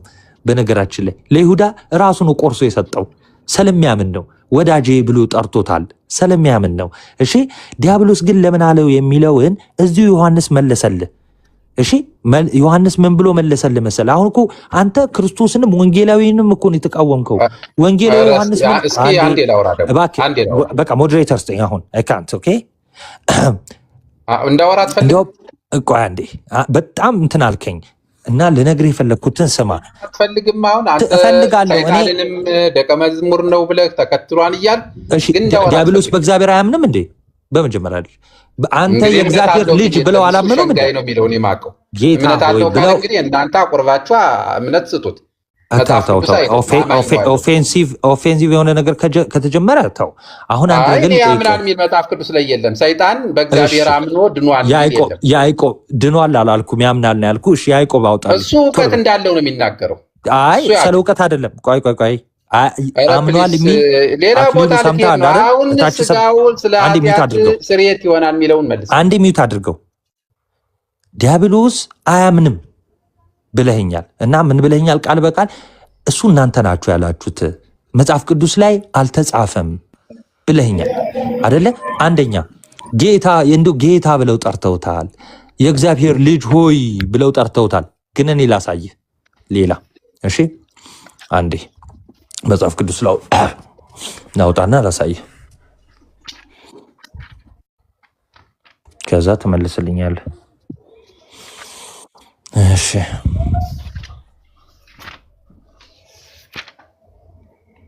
አሁን የት ነው መሄድ የፈለግከው? ቆይ ያዕቆብ 2:19 በነገራችን ላይ ይሁዳ አያምንም ለማለት አንተ ያመጣኸው ዲያብሎስ ነው የሚለውን ነው አይደለ? እንደማያስኬድ ነው ማሳይ እና ምን ብለኸኛል? በመጽሐፍ ቅዱስ እንደው ያምናሉ ተብሎም አልተጻፈም ብለኸኛል። እሺ ያዕቆብ 2:17 ጀምሮ ኦኬ ቶ 17 ችግር የለውም እንዳንተ ረጅም እንትን አለም 18 ነገር ግን አንድ ሰው አንተ ያዕቆብ ነው የጻፈው ቅዱስ ያዕቆብ። እሺ አንተ እምነት አለህ እኔም ስራ አለኝ፣ እምነትህን ከስራ ላይ ታሳየኝ እኔም እምነትህን በስራ ያሳይሃለሁ ይላል። እግዚአብሔር አንድ እንደሆነ አንተ ታምናለህ። ቦርናጌት ታምናለህ? አዎ አንተ የምታምነውን እምነትስ ሌላ የሚያምን አካል አለማ። መልካም ታደርጋለህ፣ ጥሩ አድርጋል እና አንተ የምታደርገውን ደግሞ አጋንንት ደግሞ ያምናሉ። ማመን ብቻ አይደለም ይንቀጠቀጣሉ። ግን ችግሩ እነሱ መልካም ስራ የላቸውም እያለ ነው። እውቀት ነው፣ ስለ እውቀት ይላል። ያምናሉ፣ ያውቃሉ ይላል። ያምናሉ ነው ያለው። በሄድክበት ሁሉ እየተሳሳትክ ነው። ቦርናጌ በይሁዳ ተሳሳትክ። አሁን መማር ከፈለግ የምርም እንደው በእውነት በንጹህ ልብ ከሆንክ እዚሁ ዮሐንስ ላይ ልመለስልህና ለምንድን ነው ዲያብሎስ ያለው ብለህ ቆንጆ ጥያቄ ጠይቀኸኛል። እኔ አይደለሁም መጽሐፍ ቅዱስ ይመልስልህ። ዮሐንስ 6:71 ላይ 70 ላይ አንዱ ዲያብሎስ ነው ክርስቶስ አለ። ተመልከቱ እሺ፣ ታች ያላችሁ አንዱ ዲያብሎስ ነው አለ። ከዛን ቅዱስ ዮሐንስ ይህን ቀበል ሊያደርግና ሲጽፍልን ምን አለ? ስለ ስምዖን ልጅ ስለ አስቆሮቱ ይሁዳ ተናገረ። ምን ብሎ ተናገረ? አንዱ ዲያብሎስ ነው ብሎ ተናገረ። ከ12 አንዱ የሆነ እርሱ ይሁዳ አሳልፎ ይሰጠው ዘንድ አለውና አለ። ዮሐንስ ነው ያለን። ምን ማለት መሰላችሁ? ዲያብሎስ ሲለው ኦኬ ከክህደቱ አንጻር አሳልፎ ጌታውን ከመስጠቱ አንጻር ጌታ ዲያብሎስ ብሎ ጠራው እና ይህን ሁሉ አሁን ያወራሁላችሁን ማን ያለው? ዮሐንስ ወንጌላዊ። እሺ እንደዛ ብሎ ጻፈልን። አያምንም ነበር ተብሎ ተጽፏል? አልተባለም። በመጀመሪያ ደረጃ ከላይ የማያምኑ አሉ የተባሉ ለደቀ መዛሙርት ወይ ደግሞ ለነዛ ብዙ ሆነው ሲከተሉት ለነበሩት ነው። እንደ ጌታ መጣሁ ይህንንስ ብትል ደግሞ ምንድን ነው? ደቀ መዝሙር ማለት የጌታ ተከታይ ማለት ነው። ጌታን ሲከተሉት የነበሩት ደቀ መዝሙር ተብሎ ይጠራሉ። ባይዘ 12ቱ ነሰሰርሊ 12ቱ ብቻ አይደለም። እኔ ግን ቅድም ምን አሳየውክ? በዕለተ ሐሙስ ያንን የሚያስክደውን መጥፎ ወይም ደግሞ ሐሰተኛ መንፈስ በልቡ እንደገባ ነገርኩ። አንተ ግን ልትቀበል አትችልም። አየህ መጽሐፍ ቅዱሱን ቦርናጌ ልትቀበል አትፈልግም። እኔ ቃል በቃል ነው ያሳየው። ባይዘ ወይ ሌላም ልጨምርልህ። እሺ ታታችሁን ይቅርታ ስለያዝኩበት ያዕቆብ ላይ አልጨረስክም። አይ በቃ አጋንንት ያምናሉ ተብሎ አልተጻፈም። ችግር የለም። ሰይጣን በእግዚአብሔር ያምናል። እኔ ሳምን የዘላለም ሕይወት እንደማገኝ አስቤ ነው። ሰይጣን ምን ብሎ እንደሚያምን ንገረኝ። አንተ የምታምነው ነው ያምናል። ለምሳሌ ግን አንተ ለምሳሌ ፕሊስ ንገረኝ። ዝም ብለህ አውጣና እንግሊዘኛውን አንብብ። እንግሊዘኛውን ስለያዝኩትኝ አንብብ። ሰይጣን አያምንም ነው የምትለው? ብልኝ ዝም ብለህ አንብበው እንግሊዘኛው። አንተ ለማታስጨርስ ብሎ እንዴት ነው ብድግ ብሎ ዝም ብሎ የራስን ሀሳብ ማሰራጨት እኮ የሬዲዮ ጣቢያ አይደለም፣ የፖለቲካ ድርጅት አይደለም። መጽሐፍ ቅዱስን እውነት ነው የምናወራው። እውነት ነው። እሺ እውነት ነው። አዎ የፖለቲካ ድርጅት አይደለም። በእግዚአብሔር በክርስቶስ ኢየሱስ የመስቀል ስራ አምኖ ይድናል ብለህ የምታስተምረን ከሆነ አስተምረን። እኔ አልኩ አክሊሉ አልኩ እንደዛ አልኩ ማለት ነው። ሰይጣን ያምንበታል በእግዚአብሔር ስትለኝ እግዚአብሔር የሚያድን የሚገድል እንደሆነ እሱ ያውቃል፣ እውቀት አለው። እሺ ግን አያምንበትም። እግዚአብሔርን አያውቀውም እንዴ? ከአንተ በፊት እኮ ነው እግዚአብሔር የሚያውቀው። ያውቀዋል፣ አሳች ነው ግን አያምንበትም። መልአክ እኮ ነበር። ቆይ አንዴ መልአክ እኮ ነበር ቦርናጌ። አንተ ከመፈጠር በፊት ከመልአክም እሱ የተለየ ኃጢአት የሌለበት እንደሆነ ሕዝቅኤል ላይ ይናገራል። አንዴ ከዲያብሎስ ይውላ ዲያብሎስ እንዴት ነው የምታዩት እናንተ ጴንጤዎች? ባይዘው እንዴት እናየዋለን? ኧረ ልመልሳት ብለን ነው የምናምነው እኮ ያውቃል እኮ ስለ እግዚአብሔር እኮ ያውቃል። አያውቅም አልኩኝ፣ እውቀት የለውም አልኩኝ። በቃ ታዲያ ያምናል ተብሎ ተጻፈላ፣ የሚያውቀውን ያምናል። እሺ ያምናል የሚለውን እንግሊዘኛውን አውጥተህ አንብብልኝ። አማርኛው ስህተት ነው፣ ችግር የለም አውጣና አንብባት። አሁን ዋሻውን አስተካክላ። ስህተት ነው። እሺ አውጣና አማርኛው በቦርናጌን ትርጉም አማርኛው ስህተት ነው። አችን አታነባትማ፣ ዋሽተህ ይኸውልህ፣ ሸንግለህ አትዘልቀውም እኮ ሁሉ ነገር ይገለጣል። ጊዜ ወንድሜ ፓፓ ምንድነው የምትለኝ? ማለት አያምኑም እያልክ ነው? ዝም ብለህ ቀጥታ እንግሊዘኛውን አውጥተህ አንብብልኝ እኮ። አያምኑም እያልከኝ ነው? አልገባኝም። እኔ ምን አልኩህ? አውጣና አንብበው እንግሊዘኛውን። እስኪ ቆይ ያንተን እምነት ልወቀው። እሺ እንግሊዘኛውን እናነባዋለን። ያንተን እምነት እንትን ልበለው ልወቀው። አጋንንቶች ያምናሉ ብለህ ታምናለህ? እኔ በክርስቶስ ኢየሱስ የማዳን ስራ ካመነ እንግዲህ ይድናል። አይደለም አጋንንት በእግዚአብሔር ያምናል አያምንም? በቃ እውቀት አለው እግዚአብሔር የበላይ ኃያል እንደሆነ አይቶታን ያየውን ነገር እውቀትም አለው ሁሉን ያውቃል። ግን ዝም ብለህ ነው በቃ እንግሊዘኛ የምትለው ደስ እንዲልህ። እሺ ኪንግ ጀምስን ኬጂቪ ላንብልህ። ኬጂቪ ማለት የፕሮቴስታንቶች መጽሐፍ ነው። ምን ይላል? though believest that there is one God. አንተም ታምናለህ ማለት ነው። እሺ though does well the devils also, ሰይጣንም ራሱ believe ያምናል and tremble ይንቀጠቀጣል። እንግሊዝኛው እንዲህ ይላል። ምንድን ልታሳየን ፈልገን? ኬጂቪ ነው። ኬጂቪ የጴንጤ ትርጉም ማለት ነው። ያው የኛ አይደለም። ኬጂቪ ኪንግ ጀምስ ቨርዥን። እሺ እና ሚዩት ነህ? አይ እንግሊዝኛ ነው። ኦኬ እሺ አይደለም አለ ፓፓ ቀጥሉ። በአማርኛው ሳንግባባ በእንግሊዝኛ ይኸው እንግሊዝኛውም እንደዛ ነው የሚለው፣ ያውም የራሳቸው ትርጉም እንደዛ ነው የሚለው። እና ምን ሊለን እንደሆነ እየጠበቅኩ እኮ ነው። እስኪ እንጠብቀውና ግሪኩ ላይ ስንሄድ ሚዩት ስለሆነ እዛ እያወራ እንዳይሆን ቦርናቄ ሚዩት ናሽ፣ ሚዩትን ሀሳብ እስቲ ሜቢ ኦኬ። እሺ ቀጥል ቦርናቄ። ሰምተኛል እንግሊዝኛውን ሳነብልህ?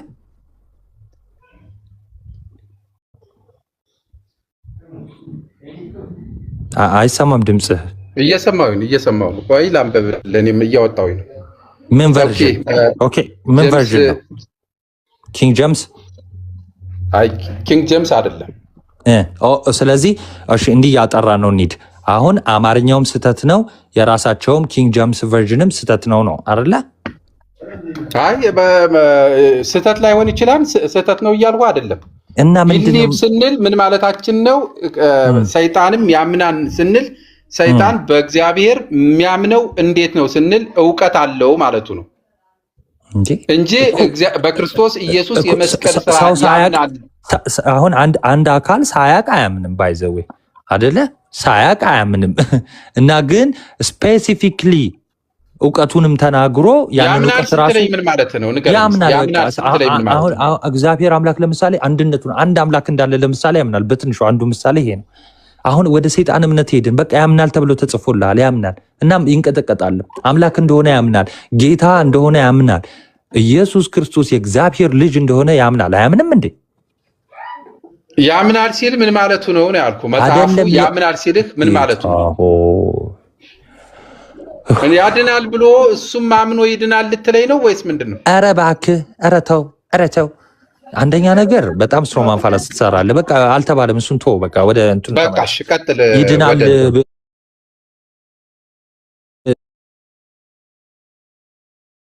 ከሌለ ወይ ደግሞ የክርስቶስ ትምህርት ከሌለ አንተም እንደ ሰይጣኑ አንተም እንደ ሰይጣን ተረቱን ያልከኝ ተመልከት፣ ተረቱ ነው ያለው። እሺ ወደ ቁም ነገር እዚሁ ያዕቆብ ላይ አንብብልኝ። እዚሁ ያዕቆብ ላይ ለምንድን ነው እኔ እሱን አላነብልህም? ተነጋግረን ለሚያምኑ ሰዎች ነው እሱ። ሚውት አድርገው፣ እሺ ሚውት አድርገው አንተ። እኔ አነባለሁ አንዴ። ቴንክ ዩ። ተረት ነው ያለኝ። በማስረጃ ያሳየ እዚሁ ክፍል ላይ የሚገርማችሁ ነገር አንድ ነገር ስል ነው ተረት ነው ያለኝ። እሱን ተወው፣ ተረት ነው ያለኝ። ምን አንተም አድንም ምን ካላረክ መልካም ስራ እንደው እምነት ብቻ ይዘ መልካም ስራ ከሌለ አድንም አንተም ስለው እሱን ተረቱን ተው አይደል ያለኝ። ያዕቆብ እንደሚል ልንገራችሁ። እሺ ወንድሞች ወይ እምነት አለኝ የሚል ግን ስራ የሌለው ቢኖር ምን ይጠቅማል? የተናገርኩት ያዕቆብ ያለውን ነው። እምነቱስ ሊያድነው ይችላልን? ኧረ አያድነውም እያለ ነው። አያድንም መልካም ስራ ከሌለ እያለ ነው። እሺ ቀጠል ላድርግ። ትንሽ እምነት አለኝ ብሎ አይደለም ንገረኝ። ምን አለኝ?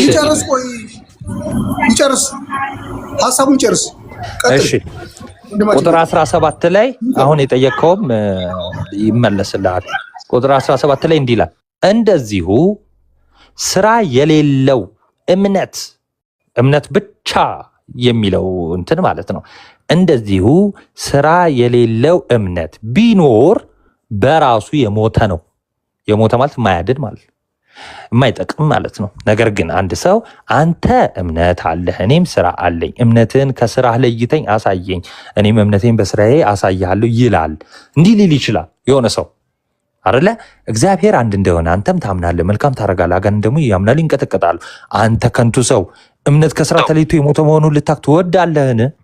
እምነት ከስራ ተለይቶ ገባችሁ? ነፍስ ከስጋ ተለይታ አሁን ለምሳሌ ነፍስ ከስጋ ሲለይ ስጋው ምንድን ነው ያወራል እንደ በድን ነው የሚሆነው። ልክ እንደዛ ማለት ምን የማይጠቅም ነው የሚሆነው አይደለ? የማይተነፍስ የማይራመድ እንጉልፋቶ ይሆናል።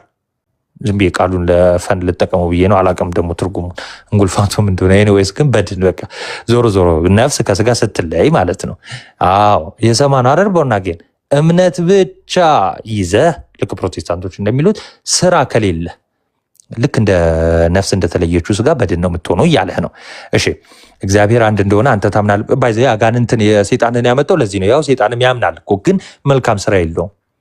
ኦኬ ሁሌ በስራው እግዚአብሔርን የሚያሳዝን ነገር ስለሚያደርግ በክህደቱ ስለሚመላለስ ነው። እሺ አንተ ከንቱ ሰው እምነት ከስራ ተለይቶ የሞተ መሆኑን ልታውቅ ትወዳለህ ካለ በኋላ አባታችን አብርሃም ልጁን ይስሐቅን በመሰዊያው ባቀረበ ጊዜ በስራ የጸደቀ አልነበረምን?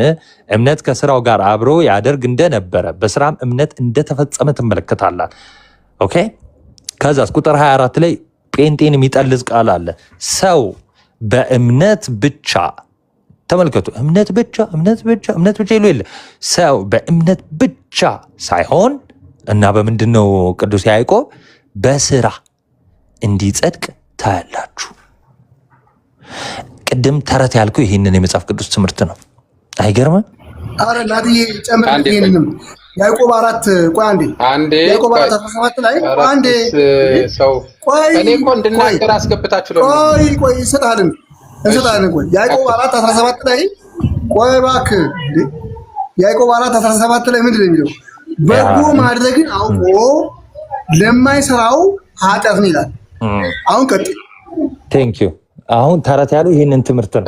ባይዘው እዚሁ ያዕቆብ ላይ ዝም ብዬ ልመልስ ብዬ ነው እንጂ ፓፓ ቆይ አንዴ እዚሁ ያዕቆብ ላይ እንደው የተናገርከውን እዚሁ ልመልስ ብዬ ነው እንጂ ሮሜ ላይ ምናምን ብሄድ ደግሞ ለቀ ነው የምትወጣው። በቃ ስለ ስራ ምናምን የተነገረ አሁን እሱን ትተህ አይ አንተ እንድታወራ አሁን የቅድሙ ላይ እሺ ቦርናጌን በቃ ይሄው አሁን ያወራው አሁን ያወራው በጣም ረጅም ተለጠጠ ነው። ወደ ቁርባኑ እንመለስ ፕሊዝ። ወይ ደግሞ አክሊልሽ ቀጥሉ በቃ ወይ ደከመኝ። ለምን መሰለ ተለጠጠ በጣም አሁን አየህ ወደ መልካም ስራ ሄደን ወደ እምነት ሄደን ብቻ የሆነ ቦታ ትሄዳለህ። ለምን ተናግረህ ሰው በዚህ ላይ ምን ትላለህ ሳትል ለምን ታማራለህ? ማለት መጽሐፍ ቅዱስ ያለውን እኮ ነው ያነበብኩት እኔ። ተረጋጋ። መጽሐፍ ቅዱስን ይጋጫን እያል ወይም አንዱን ካንዱ አጣልተህ ልትሄድ ወይም ከፍለህ የራስህ የሚመችህን ብቻ ስለምትፈልግ ነው እንጂ ይሄን አንተ ደግሞ ኢንተርፕሬት በህይወት ቁጭ ብዬ እሺ አብራራልን ይሄ እሺ።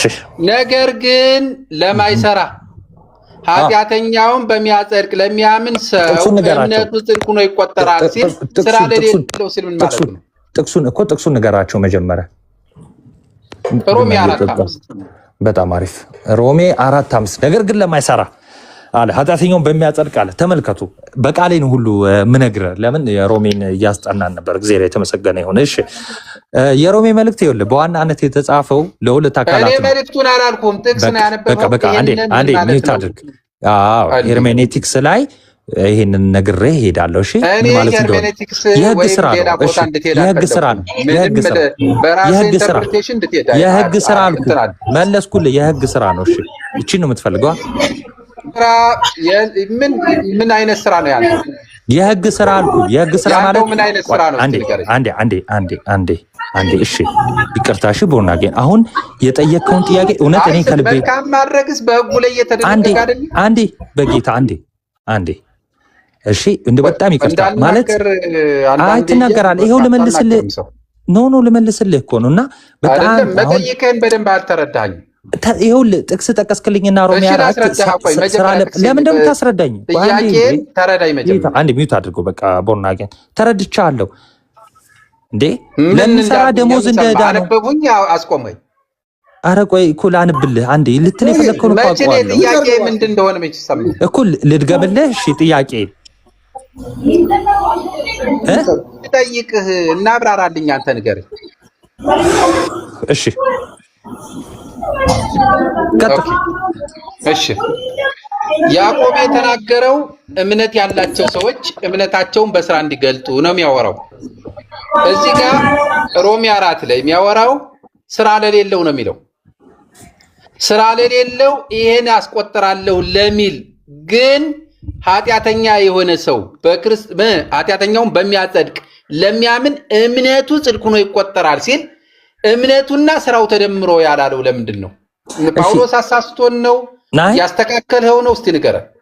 እሺ እንድመልስ ከፈለክ በጣም አሁን እኮ ተጠንቅቄ የማወራው ማለት ነው እታች ያለ ሰው በጣም ቢማር ደስ ይለኛል። እኔ ለምሳሌ አይደለ አክሊሉ እና አንተ ጠየቅ እሰየው እንኳን ጠየቅ ቆንጆ ጥያቄ ነው። እኔ ከበደኝም አላልኩም። እንደውም ሄርሜ እንትኑን ሳስረዳ ሁሉ የመጽሐፉን አጻጻፍ ሁሉ ጀመርኩልህ እኮ በደንብ እንዲገባ ግን አሁን እንዲህ ከተደራረብን ከተከራከርን እንትን ነው የሚሆነው። እሺ ይሁን ሰው አይሰማም ምናምን አይማርም፣ ፍሬ አናፈራበትም። ኦኬ ሰው የጠየቀኝ ቆንጆ ጥያቄ ነው። እንዴ ቅዱስ ጳውሎስ ምን ማለቱ ነው?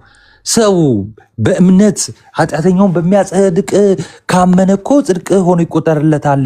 ለምን አብርሃም እንግዲህ መጽሐፉን ከፍቼ ሁሉ አይደለም የማወራ ተመልከት።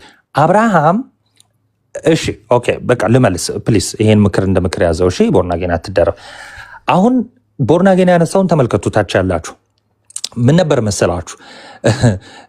ስራ አያስፈልግም እያለ አይደለም ሐዋርያው ቅዱስ ጳውሎስ እንዴት እንደሆነ በደንብ ነው እሺ እንትን ምልላችሁ። እሺ ከአሕዛብና ከአይሁድ የመጡ ነበሩ በሮሜ ቤተክርስቲያን እና ይህን መልእክት ሲጽፍላችሁ ሮሜ 1ን ማየት ትችላላችሁ። ለአሕዛብ መልእክቱ ቀጥታ አድሬስ ያደርጋችኋል። ከዛን አይሁዶች ምን ይላሉ መሰላችሁ? ከአይሁድ የመጡት ተመልከቱ። እሺ የሮሜን ሙሉ ማጥናት አይጠበቅባችሁም፣ በቀላል ነው መነግራችሁ። ምን ይላሉ ከአይሁድ የመጡት? እኛ የአብርሃም ልጆች ሕግ ተቀብለን የኪዳኑ እኮ ለእኛ ነው፣ እኛ የአብርሃም ልጆች ነን፣ እነዚህ እኮ አሕዛብ ናቸው፣ እንዴት እነሱ ይድናሉ? የተስፋው ቃል እኮ ለእኛ ነው የተሰጠው፣ እንዲህ ይላሉ። ከዛ በኋላ ምን አለ መሰላችሁ ሐዋርያው ቅዱስ ጳውሎስ ኦኬ ሮሜ 4ን በደንብ እየነገራቸው ከሄደ በኋላ እንግዲህ በስጋ አባታችን የሆነ አብርሃም ምን አገኘ? ኦኬ ምንድን ነው ያገኘው አብርሃም? አሁን እናንተ የአብርሃም ልጆች ነን ትላላችሁ፣ ግን ሰው በእምነት እንደሚጸድቅ አታውቁም። እንዴት? አብርሃም በዚህ ክፍል ምዕራፍ 4 ነው የምነግራችሁ። አብርሃም ከመገረዙ በፊት ነው ያመነው፣ ግዝረት ከመሰጠቱ በፊት። አያችሁ እናንተ ግዝረት አለን፣ አሕዛብ አልተገረዙም። የሕግ ስራ የሚባለው ይሄ ነው። እሺ ባይዘ ግዝረት ነው አንደኛው እና አልተገረዙም፣ ይሄ ሕግ ደግሞ አልተሰጣቸውም ብትሉ ከአብርሃም ጋር እነሱ የሚመሳሰሉበት ነገር ይኖራል። በምን? በእምነት። ይኸው አብርሃም አመነ እምነቱም ጽድቅ ሆኖ ተቆጠረለት ተብሎ የተጻፈው ከግዝረቱ በፊት ከመገረዙ በፊት ነው። በግዝረት ቢሆን ኖሮ አሁን አብርሃም ጸደቅ የተባለው ከተገረዘ ቢሆን ኖሮ ምን ይላሉ? አንዴ ሚዩት ሪል። እሺ መጽሐፉ ልክፈትላችሁና በጣም ቦርናጌንም ይቅርታ፣ አክሊልሻም በጣም ይቅርታ፣ 2 ደቂቃ ብቻ አስጡኝ። እሺ በጣም ብዙ ሰው መማር አለበት እኮ። ጥቅስ ቨርስ ባይ ቨርስ ልንገራችሁ። 2 ደቂቃ ብቻ አስጡኝ። ምንድነው እያወራው ያለው? እኔ የጠየቁት ጥያቄ ካልፈለክ መውረድ ትችላለህ። ስራ የሌለው እኮ የህግ ስራ መሆኑን ላሳይህ ነው እየነገርኩ ነው። እየነገርህ አይደል? አረ እሱ እኮ የሚያወራው ሌላ የርክስ እያደረኩ ሌላ እያወራ። በቃ አንዴ 2 ደቂቃ አስጠኝ፣ 2 ደቂቃ 3 ደቂቃ አስጠኝ። እሺ እሺ። ይኸው ሮሜ 4 ነው የተጠቀሰው እና እንዳልኳችሁ ይሄ ታሪኩ እንዳትረሱ እሺ። ይሄ መልእክት የተጻፈበትን እሺ። ከዛ ምን ይላል? ይኸውላችሁ እንግዲህ በስጋ አባታችን የሆነ አብርሃም ምን አገኘ ይላል። አብርሃም አለ ተመልከቱ፣ በስራ ጸድቆ ቢሆን የሚመካበት አለውና ነገር ግን በእግዚአብሔር ዘንድ አይደለም አለ አይደለ? አሁን እንደው ይሄ ጽድቅ ሆኖ ተቆጠረለት የተባለው አብርሃም መጀመሪያውኑ ስለተገረዘ ነው አይደለም። መጀመሪያ ስለተገረዘ ቢሆን ኖሮ ኦሪት ዘፍጥረት ላይ አብርሃም ከተገረዘ በኋላ ጽድቅ ሆኖ ተቆጠረለት ተብሎ ይጻፍልን ነበረ አይደለ? እንደዛ ነው አይደል? ግን እዚሁ ቁጥር 3 ላይ ምን ይላል? መጽሐፍስ ምን አለ? አያችሁ፣ በስራው አይደለም የመጀመሪያ ጽድቁ ሕግ ስራን በማድረጉ አይደለም፣ በመገረዙ አይደለም። እና መጽሐፍ ታዲያ ምን አለ አለን? ራሱ ቃል በቃል መጽሐፍስ ምን አለ ካለ በኋላ ቅዱስ ጳውሎስ ምን አለ? አብርሃምም እግዚአብሔርን አመነ ጽድቅም ሆኖ ተቆጠረለት። አብርሃም መቼ ነው ያመነው? ምን አለው? እግዚአብሔር ተገለጠና ውጣ አለው ከቤተሰብ። ሽማግሌ ነው አብርሃም። ውጣ ብቻ አይደለም፣ በነገር ላይ ዘርህን አበዛለሁ አለው። እንዲሁ ዝም ብሎ ምንም ነገር ሳይሰጠው፣ ምንም ነገር አብርሃም ሳያገኝ ተመልከቱ። ሚስት የጃጀች የሆነችው ሚስትህ ትወልዳለች፣ አንተም ትወልዳለህ ሲለው አመነ። አያችሁ እምነት ነበረው። ይሄ ሁሉ ለምሳሌ ውጣ እኔ ምድርን ሰፊውን ምድር አወርሳለሁ ዘርህንም አበዛለሁ የሚል ሲነግረው አብርሃም አምኗል አላመነም? አዎ። ከዛስ መጽሐፍ ቅዱስ ምን አለን? አያችሁ እምነቱ ጽድቅ ሆኖ ተቆጠረለት ተባለ። ኦኬ ጽድቅ ሆኖ ተቆጠረለት ተባለ። ከዛስ ቁጥር 4 ላይ ለሚሰራ ደሞዝ እንደ ዕዳ ነው እንጂ እንደ ጸጋ አይቆጠርለትም አለ። ምን ማለት ነው? የሚሰራ ሰው ደሞዝ ሲከፈለው እንደ ዕዳ ነው አይደል? እንደ ዕዳ ነው። እንደ ዕዳ ማለት ምን ማለት ነው? የሰራበትን የላቡን ነው ያገኘው። አሁን ደግሞ እኛ በጸጋ ድነናል ካልን የሰራንበትን የላባችንን አግኝተን እንደው ደሙን ያገኘ ነው ስለሰራን ነው ማለት አይደለም፣ በስራችን አይደለም። አሁን ጸጋ ምንድን ነው? ስራ ምንድን ነው ማለት ያስፈልጋል። ኦኬ ለምሳሌ መገረዝ የሰው ስራ ነው። ሕጉ ግን የተሰጠው ፍጹም ከሆኑ ከእግዚአብሔር ነው እና ስለተገረዝን ነው እንደ የዳን ነው አይደለም። የሕግ ስራ ስለሰራን አይደለም። የእንስሳ መስዋዕት ስላቀረብን ነው አይደለም። እና ምንድን ነው? እንዲሁ ነው የዳን ነው። እንዴት? በስጦታው። በማስጦታ በእግዚአብሔር። እንዴ ስጦታ ምን ይባላል ናቲ ካላችሁኝ፣ ጸጋ ይባላል። ጸጋ ምን ማለት ነው? ስጦታ። ለዛ ነው ሐዋርያው ቅዱስ ጳውሎስ ምን አለ? ከስራ ከሆነ ጸጋ መሆኑን ይቀራል፣ ወይ ደግሞ ስጦታ መሆኑ ይቀራል። ዕዳ ነው የሚሆነው ማለት ነው። እሺ እንዴት ማለት ነው? አስቡት። እናንተ አሰሪ ናችሁ፣ ሰራተኛችሁ የላቡን ስትሰጡትና እንዲሁ ደግሞ ዝም ብላችሁ ጠርታችሁ 100 ብር ስትሰጡት ልዩነት አለው አይደለ? ልክ እንደዛ ማለት ነው። ይሄ የሰራበት ብር አይደለም፣ የራሳችሁ ነው፣ ግን እንዲሁ ነው የሰጣችሁት። እንዲሁ ይሄ ስጦታ ይሆናል ማለት ነው። ከዛስ ምን አለ ሐዋርያው ቅዱስ ጳውሎስ? ለሚሰራ ደሞዝ እንደ ዕዳ ነው እንጂ እንደ ጸጋ አይቆጠርም አለ። ነገር ግን ለማይሰራ ለነማ? ለአሕዛብ። ለምን? አይሁዶች ምን እያሉ ነበር? እኛ አይሁዳውያን፣ እኛ እስራኤላውያን ሕጉን፣ ኪዳኑን፣ ተስፋው ቃል ሁሉን ተቀብለን የአብርሃም ልጆች ነን፣ እነሱ አይምጡብን እያሉ ነበር። እነማ? አሕዛብ ማለት ይሄ እግዚአብሔር በጣዖት አምልኮ የነበሩ ወደ ክርስትና የመጡ ማለት ነው። ከዛስ ነገር ግን ለማይሰራው ይኸው እነሱ አሁን አይሰሩ። ምን? ግዝረት አልተሰጣቸው። የመስዋዕቱ የኦሪቱ የቤተ መቅደሱ አገልግሎትን አይሰሩ፣ የክህነት ስራ አይሰሩ፣ እነዚህን ሁሉ አይሰሩም አይደል? የመንጻትን ነገር አይሰሩ ምናምን። ከዛስ ለማይሰራ ለነዚህ ሕጉን ለማይሰሩ ኃጢአተኛውንም በሚያጸድቅ ለሚያምን ሰው አለ። ኃጢአተኛውን ማን ነው የሚያጸድቀው? ጌታችን መድኃኒታችን ኢየሱስ ክርስቶስ ነው አይደል? ኃጢአተኛውን ሰው የሚያጸድቀው አይደል? እግዚአብሔር ነው አይደል? ስለዚህ በእግዚአብሔር ልጅ ኦኬ ለዛ ነው ኃጢአተኛውን በሚያጸድቅ ለሚያምን በክርስቶስ ለሚያምን ሰው እምነቱ ምን ይሆናል? ጽድቅ ሆኖ ይቆጠርለታል። እሺ ከዛስ እንደዚህ ዳዊት ደግሞ እንዲህ ብሎ ተናገረ። ምን ስለሚሆን ያለ ስራ ጽድቅን ስለሚቆጥርለት ስለ ሰው ብጽዕና ይናገራል። ዳዊት ምን ብሎ? አመፃቸው የተሰረየላቸው ኃጢአታቸውም የተከደነላቸው ብፁዓን ናቸው። ሕግን ስለፈጸሙ ሳይሆን እንዲሁ ይቅር ስለተባሉ ብፁዓን ናቸው። ስለዚህ ሐዋርያ ቅዱስ ጳውሎስ የሕግ ስራ የሚለውን እዚሁ ሮሜ ላይ ግን ስራ እንዴት እንደሚያስፈልግ አሳያችኋለሁ መጨረሻ ላይ እዚሁ ሮሜ ላይ ማለት ነው። ከዛስ እንግዲህ ይህ ብጽዕና ስለመገረዝ ተነገረ ቦርናጌን ይላል ቅዱስ ጳውሎስ። ይኸው እስካሁን ያወራው ስለመገረዝ እንደሆነ ምን አለ? እንግዲህ ይህ ብጽዕና ስለመገረዝ ተነገረ። ማንንም የሚላቸው አይሁዳውያንን። ይኸው ስለመገረዝ አታውሩ። ይህ ብጽዕና ዳዊት የተናገረው ስለመገረዝ አይደለም፣ ይልቁንስ ስለ እምነት ተነገረ እንጂ እያለ ነው አይደል? እሺ ወይስ ደግሞ ስለ አለመገረዝ ተነገረ? እምነቱ ለአብርሃም ጽድቅ ሆኖ ተቆጠረለት እንዳለንና አየ የዳዊት ንግግሩ ሰው በእምነት እንደሚጸድቅ ነው። እሺ ብሎ ነው የተናገረው። እንዴት ተቆጠረለት? ተገርዞ ሳለ ነውን? አሁን ከስር ትርጉም ያሳዝናል ብሏል አይደል? ይኸው እስካሁን ያልኩትን ይኸው ቁጥር 10 ላይ ምን ይላል ሐዋርያው ቅዱስ ጳውሎስ? እንዴት ተቆጠረለት? ጽድቅ ሆኖ እንዴት ተቆጠረለት? ተገርዞ ነው ወይስ ሳይገረዝ? ተገርዞስ አይደለም ሳይገረዝ ነበር እንጂ። አያችሁ እናንተ ተገርዘናል ብትሉ ስለተገረዛችሁ አይደለም ጽድቅ ሆኖ የተቆጠረላችሁ ስላመናችሁ ነው። አንድ ሰው ስለተገረዘ ጽድቅ ሆኖ አይቆጠርለትም። መገረዙ አለመገረዝ ይሆናል። ግዴታ ማመን አለበት እያለን ነው። እሺ ሳይገረዝ በነበረው እምነት ያገኘው የጽድቅ ማህተም የሆነ የመገረዝ ምልክትን ተቀበለ። አያችሁ ይልቁንስ ይሄ ግዝረቱ ምንድነው? ማህተም ነው። የምን የጽድቅ ማህተሙ ነው። እሺ ይህም እነርሱ ደግሞ ጻድቃን ሆነው ይቆጠሩ ዘንድ እነማ አህዛብ ሳይገረዙ የነበሩ ሰዎች ይቆጠሩ ዘንድ ሳይገረዙ ለሚያምኑ ሁሉ ተመልከቱ። እሺ ሳይገረዙ ለሚያምኑ አብርሃም ይኸውላችሁ ጻድቅ ተብሎ የተቆጠረው ሳይገረዝ አይደል? ከዛ አይሁዶች ምን አደረጉ? እንዴ እኛ የአብርሃም ልጅ ነን ተገርዘናል፣ መገረዝ አለበት አንድ ሰው ለመጽደቅ ይላሉ። አሁን ምን እያላቸው ነው? ኖ የአብርሃም ልጅ ነን ብትሉ አብርሃም እኮ የጸደቀው ጽድቅ ሆኖ የተቆጠረለት ከመገረዙ በፊት ነው። ስለዚህ አንድ ሰው ለምን አልተገረዝክም አትለውም። ለምን? አብርሃም እኮ ሳይገረዝ ነው የጸደቀው። ስለዚህ ይህ ሰውም ሳይገረዝ መጽደቅ ይችላል። እንዴት? አብርሃም አመነ፣ ጽድቅ መሆኑ ተቆጠረለት እና አሕዛብ ሆኖ የመጣ ሰው ካመነ ይጸድቃል እያለ ነው። ይኸው ቃሉ እንዲላል እነርሱ ደግሞ ጻድቃን ሆኖ ይቆጠሩ ዘንድ እነማ ያልተገረዙት ከአሕዛብ የሆኑት ማለት ነው ይቆጠሩ ዘንድ ሳይገረዙ ለሚያምኑ ሁሉ አባት እንዲሆን ነው። የእግዚአብሔር ስም የተመሰገነ ይሁን። እሺ ለተገረዙትም አባት እንዲሆን ነው። ይኸውም ለተገረዙት ብቻ ግን አይደለም። ነገር ግን አባታችን አብርሃም ሳይገረዝ የነበረው የእምነቱ ፍለጋ ምን ማለት ነው? ኮመንት ላይ የሚጽፍልኝ ኮቴ ማለት ነው። ኦኬ የአብርሃም ኮቴ ምንድን ነው?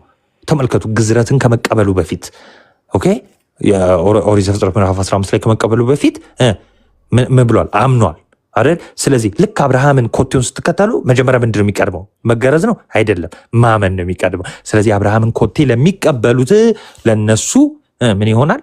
አባት ይሆናል። ገላትያ ወስደሃለሁ በአንዴ በአየር ላይ ጥቅሱን አላነብልህም። ገላትያ 3:28 ከተሳሳትኩ አላውቅም 27 ጀምሮ ማለት ነው። ምን ይላል? እንግዲያውስ የአብርሃም ልጆች በክርስቶስ ከሆንን እንግዲያውስ ወራሽ ነን ይላል አባቴ። ስለዚህ የአብርሃም ልጅ ከሆንክ የአብርሃም ልጅ እንዴት ነው የምትሆነው? በክርስቶስ። ቆይ በጣም ይቅርታ እንዳበዛው ይገባኛል። አንዴ ቃሽ ከዛስ ማለት ጥያቄ እንትን ብለህ ሰውን አቁመህ እንግዲህ ይህን ያህል ታች ከተማሩ እሰየው፣ ክብሩ ይስፋ። ስለዚህ ግን እኔ የጠየቅኩህ ጥያቄ ሌላ፣ አንተ የምታወራው ሌላ፣ እኔ የምለው ሌላ። አንተ እንግዲህ ቴንኪው ስለነበረን ቆይታ ቦርናጌ ይሆናል የዘላለም ሕይወት እያለ አይ የሚባል ትምህርት የለም። ሲደመር ስራ ሲደመር ሲቀነስ ምን እሱ እኛ ጋር እምነት ሲደመር ደግሞ መልካም ስራ ይሆናል የዘላለም ሕይወት እያለ ነው። እሺ ልመልስልህ። እሺ የዘላለም ሕይወት አንዴ ቆይ ካወራው ላይ ሎርድ ነው ክርስቶስ ሎርድ ነው። አንዴ እባክህ ለምንም ትወርደው እኔ ጭቅጭቅ አልፈልግም። አንዴ እባክህ ምን ጭቅጭቅ ነው? ዋሽተህ እንዴት ነው የምትወርደው? አንድ ደቂቃ እኮ አንድ ደቂቃ። እሺ እና ይዋሽም እኮ መጽሐፍ አንድ ደቂቃ። እሺ አንድ ደቂቃ። እሺ ቦርናኪ አንድ ደቂቃ ፕሊዝ። በመጽሐፍ ቅዱስ ቅድምም ብያችሁ ነበር መሰላችሁ፣ መጠቅለያውን ልስጣችሁ። እሺ አሁንም ያለው ነገር እንደው ልባችሁ እንትን እንዳይል ማለት ነው።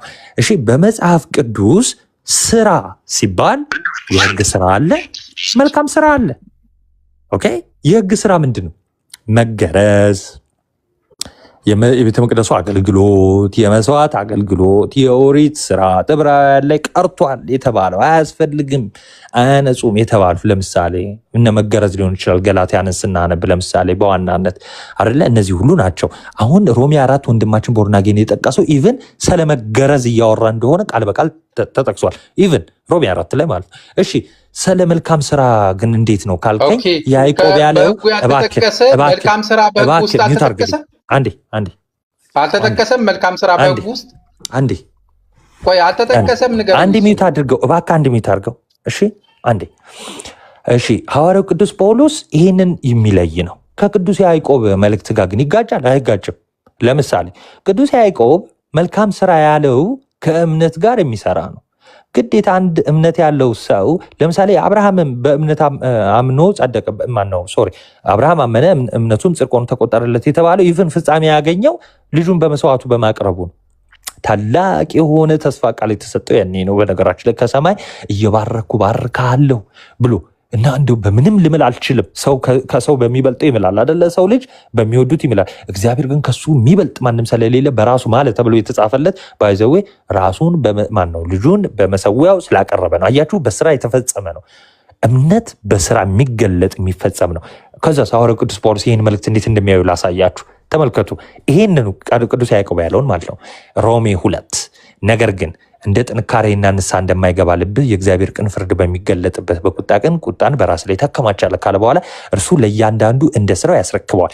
ከዛ በበጎ ስራ በመጽናት በጎ ስራ ለሚሰሩ ማለት ነው ምስጋናና ክብርን የማይጠፋንም ህይወት ለሚፈልጉ ምን ይሰጣቸዋል? ኮመንት ላይ ጻፉልኝና እኔ ልውጣ። ምን ይሰጣቸዋል? የዘላለም ህይወት። የዘላለም ህይወት ለማግኘት ቦርናጌን ምን ማድረግ አለብህ? ማመን ብቻ ነው ያለብህ? አይደለም፣ በበጎ ስራ መጽናት ያስፈልጋል ይልሃል። ማ? ሐዋርያው ቅዱስ ጳውሎስ። ቅዱስ ያዕቆብ ወይ ምን አገባ? ለአንተ ነው እንደምንሰራው። ምን አገባ? ምንድነው? እስቲ ንገረን። አገባ ለአንተ ነው እንደምንሰራው። የተደበቀ ሚስጥር እኮ የለም ወንድም። መልስ ምንድን ነው የምትሰሩት አለ። ነገር የተለየ ነገር አታመጣም። እናውራና እንደ ጳውሎስ እኛም እናውራ እንናገር ካለን እንናገረዋለን። ምን እንስራ ከሆነ አሁን ኮሜንት ላይ ነው ያድነኛል ያላችሁት ስራ ምንድን ነው? አንዴ ይሄ ተፈጸመ የሚባለውን አውርደው። አንደኛ የሚበጠብጥ የሚወያይ ሰው አውርደው። ያም እኮ ያው ነው፣ ቦርናጌንም ያው ነው፣ የሚረዳ አይደለም። ቀን ሙሉ ያውላል።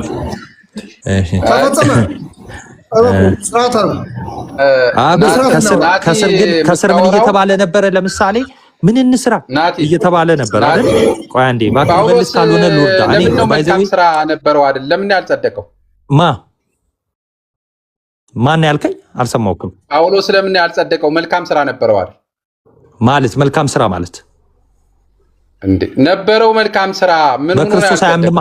በክርስቶስ አያምንም። እምነት እሱ እሺ፣ እንዴት ልበል መሰለህ? ቅድም ያዕቆብ ላይ እንኳን አንብቤልህ ነበረ። ስራ ይዘህ ቆይ እስኪ አንዴ እኔ ልናገር። ቆይ አዳምጠኝ። አታዳምጠኝ። ጳውሎስ መልካም ስራው ሲደመር በእምነት ሁኜ ነው የዳንኩኝ ነው ያለው? አላለም። ለምን ነው በእምነት ነው የዳንኩኝ ያለው?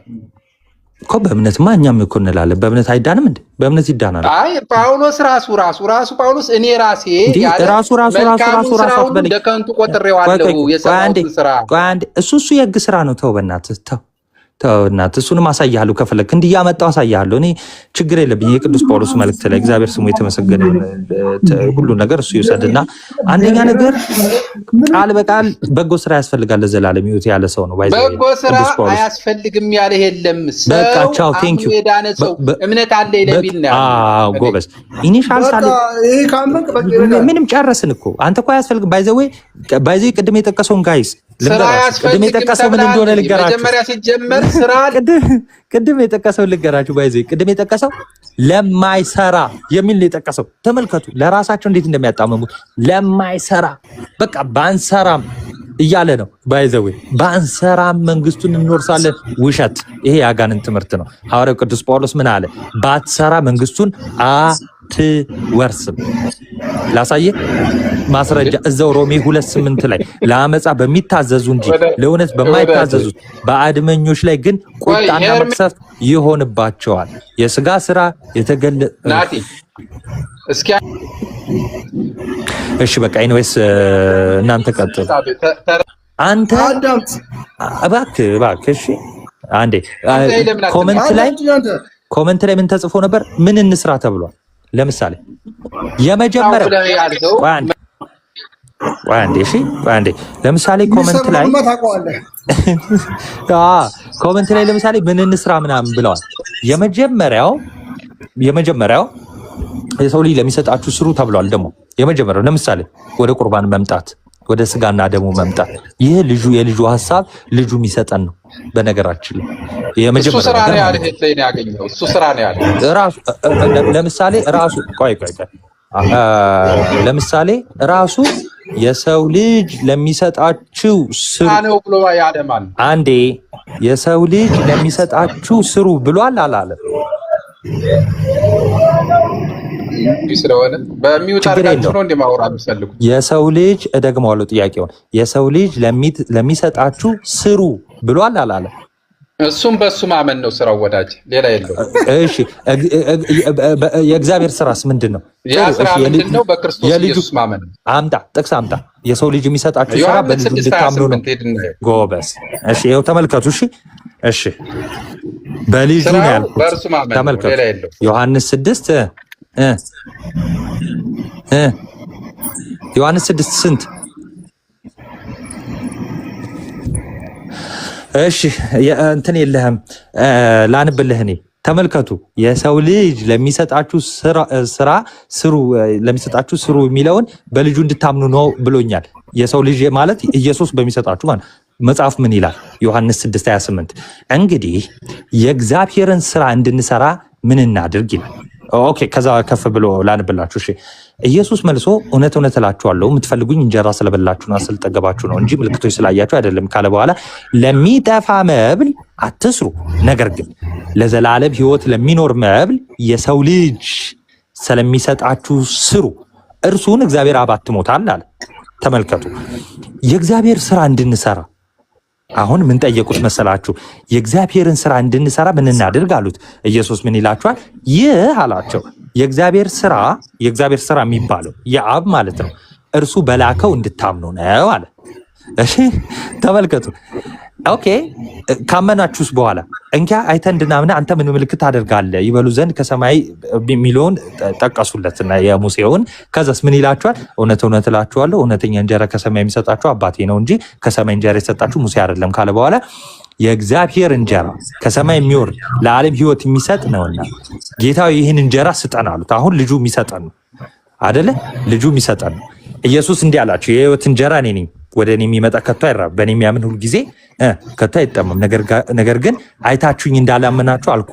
አብ የሚሰጠኝ ሁሉ ወደ እኔ ይመጣል፣ ወደ እኔ የሚመጣውም ከቶ ወደ ውጭ አላወጣም ካለ በኋላ ፈቃዴን ለማድረግ አይደለም እንጂ የላከኝ ፈቃድ ለማድረግ ከሰማይ ወርጃለሁ ይልና ልጅን አይቶ በእርሱ የሚያምን ሁሉ የዘላለም ሕይወት እንዲያገኝ የአባቴ ፈቃድ ይህ ነው። ይህ የአባቱ ነው። ኦኬ እኔም በመጨረሻ ቀን አስነሳዋለሁ። ይሄን ሁሉ ካላቸው በኋላ እሱ ስለሚሰጣቸው ግን ምን አለ? አሁን ይሄ ሁሉ የተናገረው አብ ስለሚሰጣቸው ስራው ምንድነው የሚለውን ንገረን እንጂ ወርደህ ሄድህ እኮ ዝም ብለህ ላይ ስራ ምን ደበረ አይደለም? እሺ ስራው ነገር መልሱ ሲመለስበት ጊዜ ግራ ገብቶ የሰው ልጅ መብላት ስጋና ደግሞ መብላት ባጭሩ ማስረጃ አንዴ ሞዴሬተር ወይ ስጠኝ አንዴ ወይም ሚውት አድርገው። እሺ ከዛ በኋላ አሁን 51 ላይ የልጁን ልነግራችሁ ነው። አንዴ ባትበናት ወይ ወረደ አንዴ የታች ያለ ሰው ይማራል ብዬ ነው። ምንድነው ሚውት አድርግ በቃ። እሺ 51 ላይ ምን ይላል? እስካሁን የነገርኳችሁ አብ የሚሰጠውን ነግራችኋለሁ። አሁን ልጅ የሚሰጠውን ልንገራችሁ። የሰው ልጅ ለሚሰጣችሁ ነው ያለው። እሺ ከሰማይ የወረደ ሕያው እንጀራ እኔ ነኝ። ሰው ከዚህ እንጀራ ቢበላ ለዘላለም ይኖራል። እኔም ስለ ዓለም ሕይወት የምሰጠው ምንድነው? እንጀራ ሥጋዬ ነው። ከዛስ ይሄንን ብሉ ማለት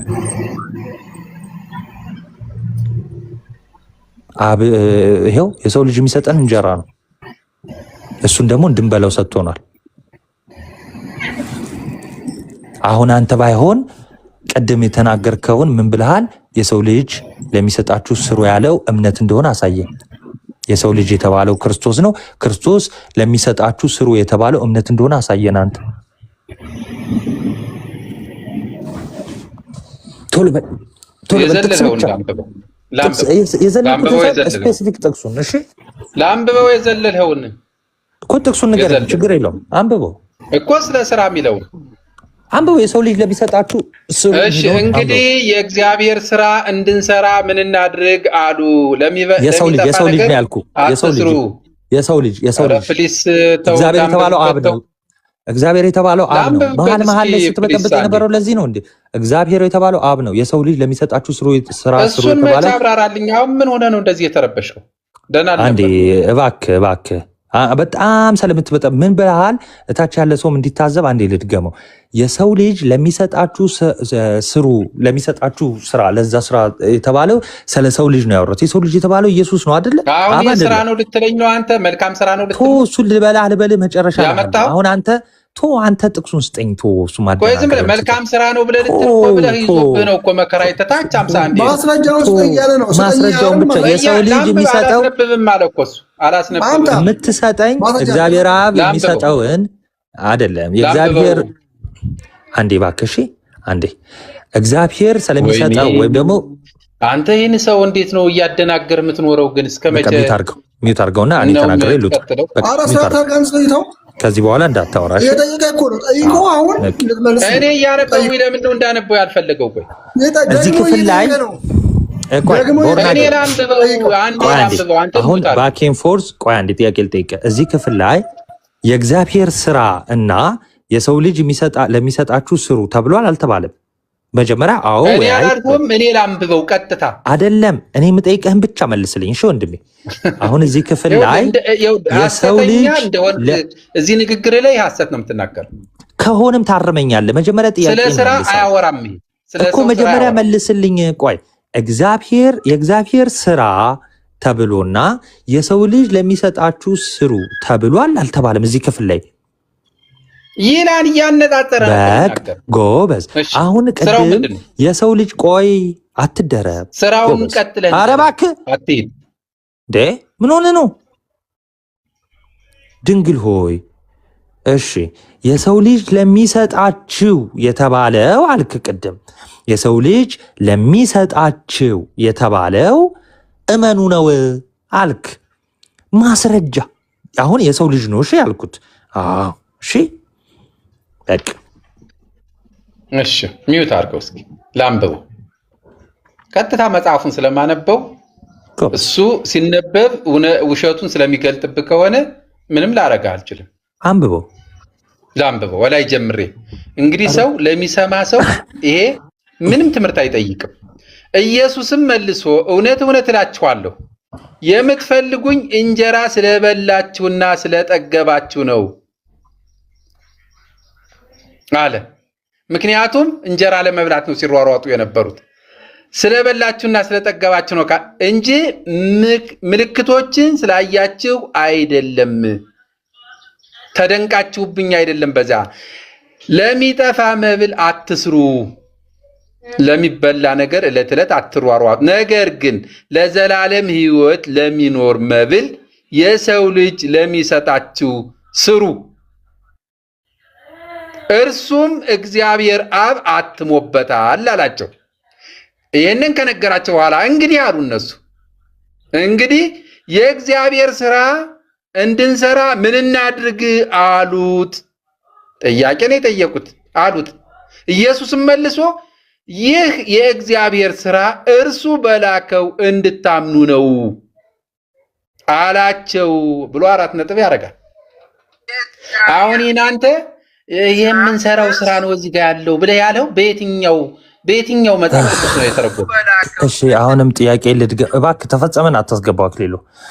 እሺ የጠየኩት ጥያቄ ካልመለስከው ሚውት አድርገህ በቃ ዝም በል። እሺ አሁን እንደ እስላም እንትን እንዳትሆን ማለት ነው።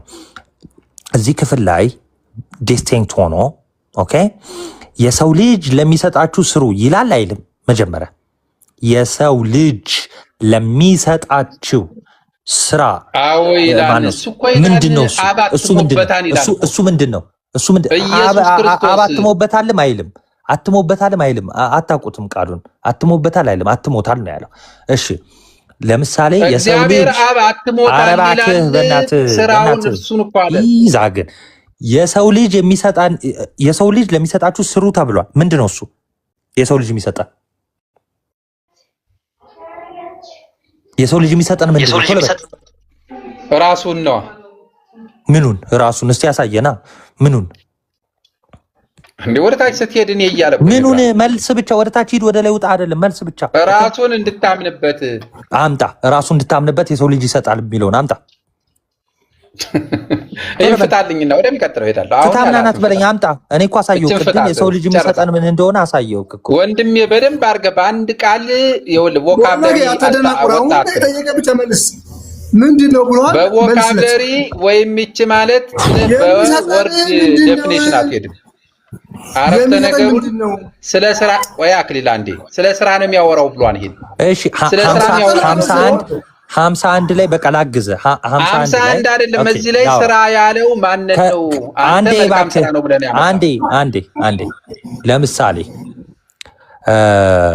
51 ላይ ከሰማይ የወረደ ሕያው እንጀራ እኔ ነኝ። ሰው ከዚህ እንጀራ ቢበላ ኦኬ ለዘላለም ይኖራል። እኔም ስለ ዓለም ሕይወት የምሰጠው ስጋዬ ነው አለ። ስለዚህ ልክ ሌላ ጊዜ ስትጠየቅ ይሄን ጥያቄ የሰው ልጅ የሚሰጠው ምኑን ነው? ለምንድን ነው እዛ የሄደው? ቆይ በቃ በእናትህ አንዴ የሚታርቀው በቃ እንዳታወራ ከዚህ በኋላ ነው እያለሽ ለምንድን ነው የሄድከው ይለኛል። እንደዛው ምዕራፍ ላይ እኮ ነኝ። የት ሄዳለሁ? ስለ ስራ ነው እዚህ ጋር ስራ ያለው ኢየሱስ ክርስቶስን ማመን ነው አይደለም? መብላት እዚህ ጋር የሰው ልጅ ለሚሰጣችሁ ስሩ ያለው መብላት፣ ስጋውን መብላት።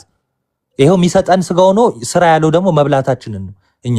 ኦኬ አሁን አንተ የምትበላው ከሰማይ የወረደውን ነው? አዎ ኦኬ እሺ። ስለዚህ አዘጋጅተህ አይደለም የምትበላው? ማስረጃ ላሳይህ ወይ? ቆይ አዘጋጅተህ ነው ወይስ ከሰማይ የወረደው ነው የምትበላው? ማስረጃ ላሳይህ ወይ ወይስ ዝም ብለህ ነው? ጌታ በቃ እንደሚታ አድርገው ነገር ነው እኮ የምታዘጋጀው። አዎ ከሰማይ የወረደ ነው ማስረጃ። እሺ ከሰማይ የወረደውን አሳየኝ። እኔ ማቀው የፋሲካም አንዴ በቃ ሚታ አድርገው።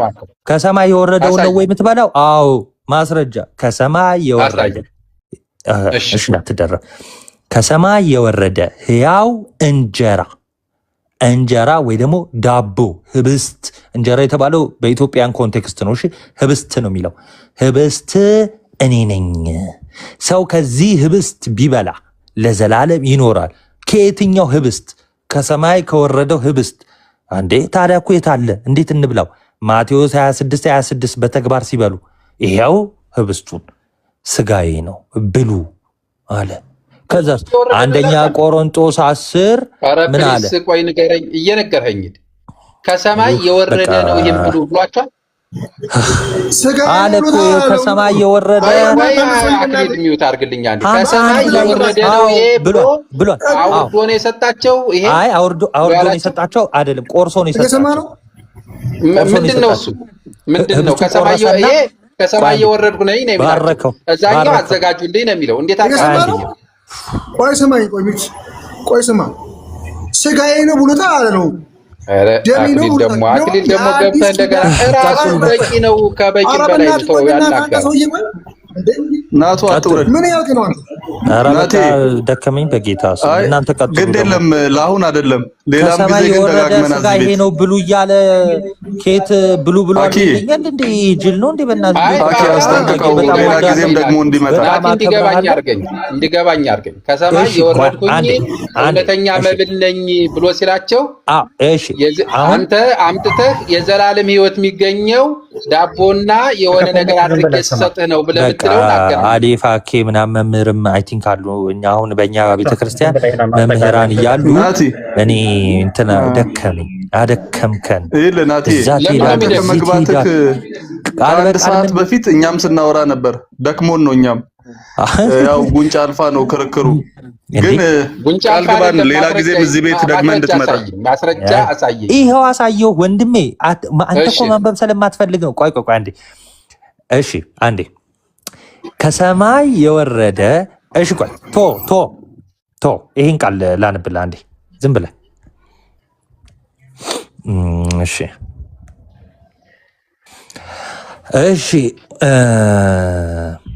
አንደኛ ቆሮንቶስ ምዕራፍ 10 ቁጥር 3 ሁሉም ያን መንፈሳዊ ከላይ ልጀምርልህ፣ ችግር የለውም ሰዎችም እንዲረዱት። ወንድሞች ሆይ ይህን ታውቁ ዘንድ እወዳለሁ፣ አባቶቻችን ሁሉ ከደመና በታች ነበሩ፣ ሁሉም በባህር መካከል ተሻገሩ፣ ሁሉም ሙሴን ይተባበሩ ዘንድ በደመናና በባህር ተጠመቁ። ሁሉም ያን መንፈሳዊ መብል በሉ፣ ሁሉም ያ መንፈሳዊ መጠጥ ጠጡ፣ ይከተላቸው ከነበረው ከመንፈሳዊ ያለ ጠጥተዋልና ያ ማለት ክርስቶስ ነበረ አለ። እግዚአብሔር ግን ከእነርሱ የሚበዙትን ደስ አላሰኘው፣ በምድረ በዳ ወድቀዋል ካለ በኋላ ስለ ቁርባን ያወራል አይደል? እዚህ ክፍል ላይ መንፈሳዊ ያለው ሙሴ መንፈሳዊ ብሎ ጽፎልን ነው። መንፈሳዊ ምግብ በሉ ብሏል ሙሴ። ቆይ ሌላ ጥያቄ እየጠየቅህ ነው።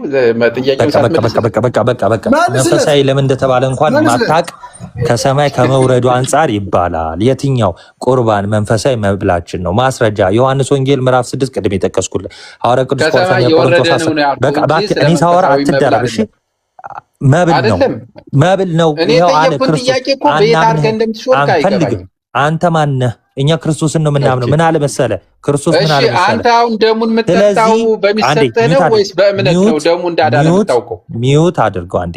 ስለዚህ ኢየሱስ እንዲህ አለ፣ እኛ አሁን አንተን አናውቅህም። ችግር የለም ሳትበሳጭ። አሁን አንተ ደሙ ኃጢአትን የሚያሰረይልህ ጠጥተኸው ነው ወይስ በእምነት ነው? አትደረብ።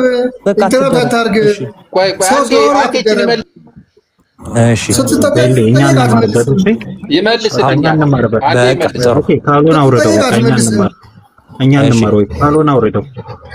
ስለሚበላ ነገር እያወራቸው የሚገርማችሁ ነገር በጣም የሚገርማችሁ ነገር ልንገራችሁ። ከሰማይ የወረደ ሕያው ህብስት እኔ ነኝ አለ እና ይህን ስጋ መብላት አለባችኋል። እኔም ደግሞ ስለ ዓለም የምሰጠው ከላይ ምን ብሎ ነበር? የሰው ልጅ ለሚሰጣችሁ ስሩ ብሎ አልነበረ? አዎ ይህም ብሉ አላቸው። እና የቱን ነው ብሎ ያላቸው መሰላችሁ? ይሄ ምድራዊ የሆነውን ወይ ደግሞ የሚጠፋውን አይደለም፣ መንፈሳዊ መብል ነው። መንፈሳዊ ማለት ህይወት የሚሰጠውን የክርስቶስ ስጋ የሆነውን ከክርስቶስ ጋር አንድ የሆነውን አንዱን ህብስት ነው። በነገራችን ላይ አንድ ህብስት ነው እሺ ያለው። እሺ አንድ ህብስት ነው ያለው፣ ብዙ ህብስቶች አይደለም ብሎ አልጻፈም ሐዋርያው ቅዱስ ጳውሎስ። ብዙ ህብስቶች አላለም ክርስቶስ። ያ የባረከው ያ ህብስት አንድ ህብስት ነው። በሌላ ቦታ በሌላ አብያተ ክርስቲያናት አት ዘ ሴም ታይም በተለያየ ጊዜ የሚቆረሰው የሚፈሰው የምንጠጣው ወይን ከክርስቶስ ደም ጋር ህብረት ያለው አንድ ጽዋ ነው። አንድ ህብስት አንድ ጽዋ ነው። እሺ ስለዚህ ምን አለ ጌታችን ከሰማይ በኢየሱስ አንዴ እባክህ በቃ ያስወራኝ አልቻለም። ይግባኝ ከሰማይ የወረደ እኮ ይኸው ሳሰማ እንዴት ይገባሃል? እኮ ለእኔም እሱ ላይ አሁን ካብራራልኝ ንገረኝ። እንደገና እኔ ልንገርህና ንገረኝ። ቆይ አትንገረኝ። እኔ ነግሬህ በቃ ደህና ዋሉ። በቃ አሁን አየህ ታች ያለ ሰው እንዲማር አልፈለግም። አንዴ እባክህ ሚውት አድርገው። አንዴ ቆይ አኬ ለምን አታስወርደውም? ቦርናጌንን አኬ ምን ሆነ? ያ እንደው ሚውትስ ቢያደርግ ባይወርድ ራሱ በእውነት ሚውት አድርጎ ቢል አሪፍ ነው። እሺ ከሰማይ የወረደ ነው ወይ? አዎ ነው። ማን ነው እሱ? ክርስቶስ ይባላል ከሰማይ የወረደው። ስለዚህ የምትበለው የማንን ስጋ ነው? የክርስቶስን። እንዴ የክርስቶስ ስጋ ከየት ነው? ከሰማይ።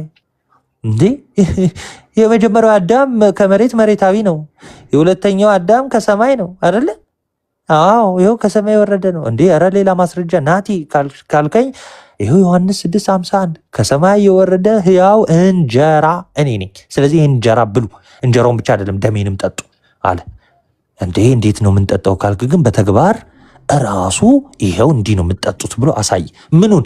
ስጋዬ ያለውን ህብስቱን፣ ደሜ ያለውን ጽዋውን። ማቴዎስ 26:26 አለቅ። ያ ከሰማይ ነው የወረደው። አሁን ግን አንተ ስጋዊ እባክህ አትግባ፣ በቃ አትግባ። አልፈልግም ካንተ ጋር ማውራት አትግባ፣ በቃ አልፈልግም። እንደ እኔ ሰው እንዲማር ነው ታች ማውራት። በቃ አንዴ እባክህ አሁን አንተ ሳሰማ እኮ ነው ትቸኩላለህ። ላወራ እኮ ነው። አይ አይደለም። አሁን አንተ መልስልኝ እኮ ልመልስ ነው። በቃ አንዴ ስጨርስ እባክህ። እሺ እባክህ አንዴ። እሺ እሰይ በቃ አንዴ መጨረሻ ይገባል። አሁን ይሄ ሰዎች በአይናቸው የሚያዩት ማለት ነው። አሁን በአይናቸው ምን ያያሉ?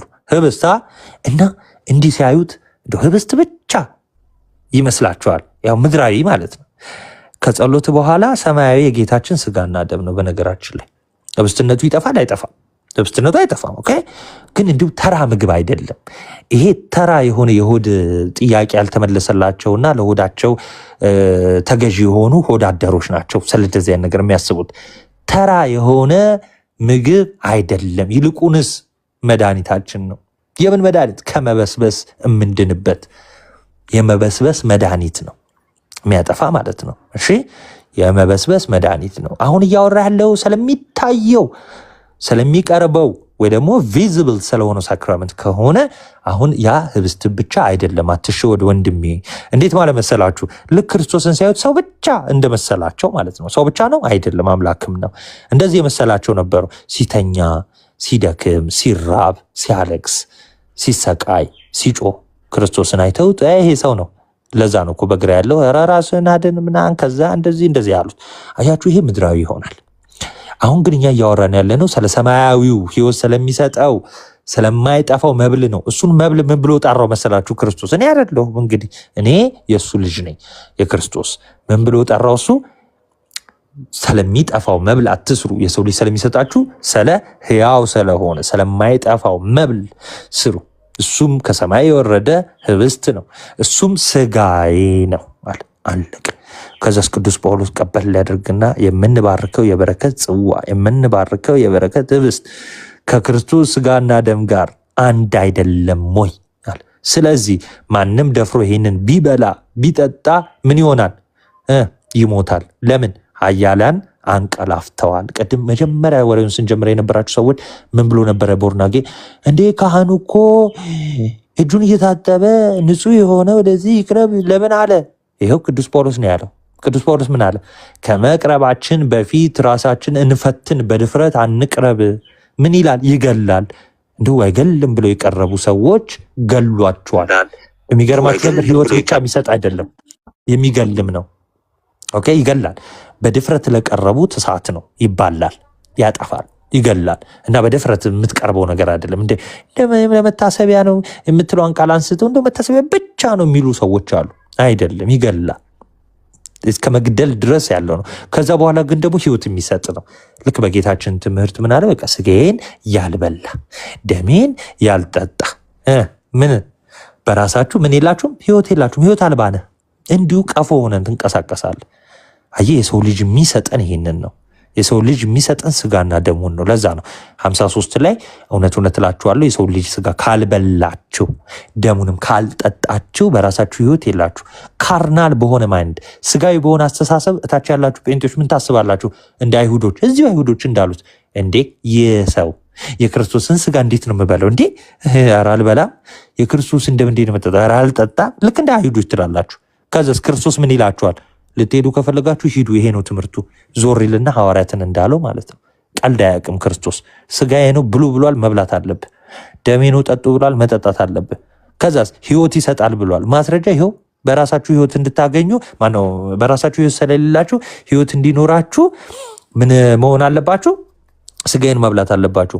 ጥቅስ ካላችሁኝ እዛው 54 ላይ ስጋዬን የሚበላ ደሜን የሚጠጣ የዘላለም ህይወት አለው፣ እኔም በመጨረሻ ቀን አስነሳዋለሁ። ትንሣኤን ራሱ ፍጻሜ አግኝቶ የምንነሳው በነገራችን ላይ ይገላል፣ ኃጢአትም ያስተሰርያል። አዘ ሴም ታይም ማለት ነው። ለምሳሌ ይገላል፣ ኃጢአትም ያስተሰርያል ማለት በድፍረት ሲወስዱት ይገላል። ለምሳሌ ይሄ አሁን ቦርናጌን ይሄ ጥያቄ ሆኖበታል። ይህን መናገር በጣም ጥያቄ ሆኖበታል። አክሊል እስቲ ጥያቄ ልጠይቅህ፣ የሆነ ጥያቄ ልጠይቅህ። ለምሳሌ ራሱን ስቶ ለሚወድቅ የስኳር በሽተኛ የሚሰጥ መድኃኒት እኔ በወስደው ሊገለኝ ይችላል አይችልም? ይገላል እንጂ ለስኳር በሽተኛውስ መድኃኒት ነው የሚሆነው። ያ አንድ መድኃኒት አዘሴም ታይም መግደልም ይችላል ማዳንም ይችላል። አንድ መድኃኒት በተፈጥሮ ባይዘው የክርስቶስም ስጋ እንዴት ነው? በፍቅር ራስን ዝቅ በማድረግ በመፍራት በመንቀጥቀጥ በንስሐ ንጹህ ሆኖ በመቅረብ ለሚቀበሉት ህይወትን የሚያድል ነው። ልክ እንዴት ነው? ክርስቶስን ላመኑበት ለተጠጉት ህይወት እንደሚሰጥ ሁሉ ላላመኑበት ለካዱት ደግሞ ሲኦል ይከታቸዋል። ክርስቶስ ራሱ በነገራችን ላይ የሚያድንም የሚገልም ነው። ቀልደኛ እንዴ ዕብራውያን 10:26 ላይ ተጽፏል። ዕብራውያን 10:26 ላይ ተጽፏል። እና እናንተ ሰዎች እሺ እኔ ብቃኝ ቀጥሉ። በቃ በጣም ነው የደከመኝ ምናምን። በእውቀት እናውራ ወይስ አንተ ለብቻ ትነግራቸዋለህ? በሌኒ ካንተ ጋር አላወራም። በጣም ነው የምፈራ። እውነት ለመናገር ከሆነ በትምህርት በጣም ማለት ይሄ ግልጽ አይደብርህም? እና በል ወንድም አይ ናትዬ፣ አሁን አንተ እንደዚህ የምትለው ለማምለጥ ነው። በእውቀት ታወራለህ እኮ ለማምለጥ ነው። አዎ ልግም ማለት እኮ እንዴ ምንድነው ግግም ማለት? አዎ እኔ ፈራዋለሁ እንዴ እኔ ሲጀምር ህብስትና ወይን እንግዲህ አናወራም ልግም ማለት እንዴ ምንድነው? በግድ ምን አይነት እንደወዳ ውስጥ እንደ አይ አይደለም ከሌሎቹ ጋር ህብስትና ለወይን ስለሰጠ ነው። በቃ በእንተውና ከሌላ ሰው ጋር ጥያቄ ተቀበል። በፍቅር ካወራህ አውራ። እኔ በጣም ስለምትከብደኝ በእውቀት አንተም ደግሞ እንትን ነው ብዙ ጊዜ ሳይክ የዘላለም ህይወት በህብስትና ወይን ይገኛል የሚል የለም መጽሐፍ። ይኸውልህ በቃ እውቀቱ ይሄ ነው። ደህና ዋሉ። አዎ አምጣ ካለ አሳየን። ምን አልከኝ?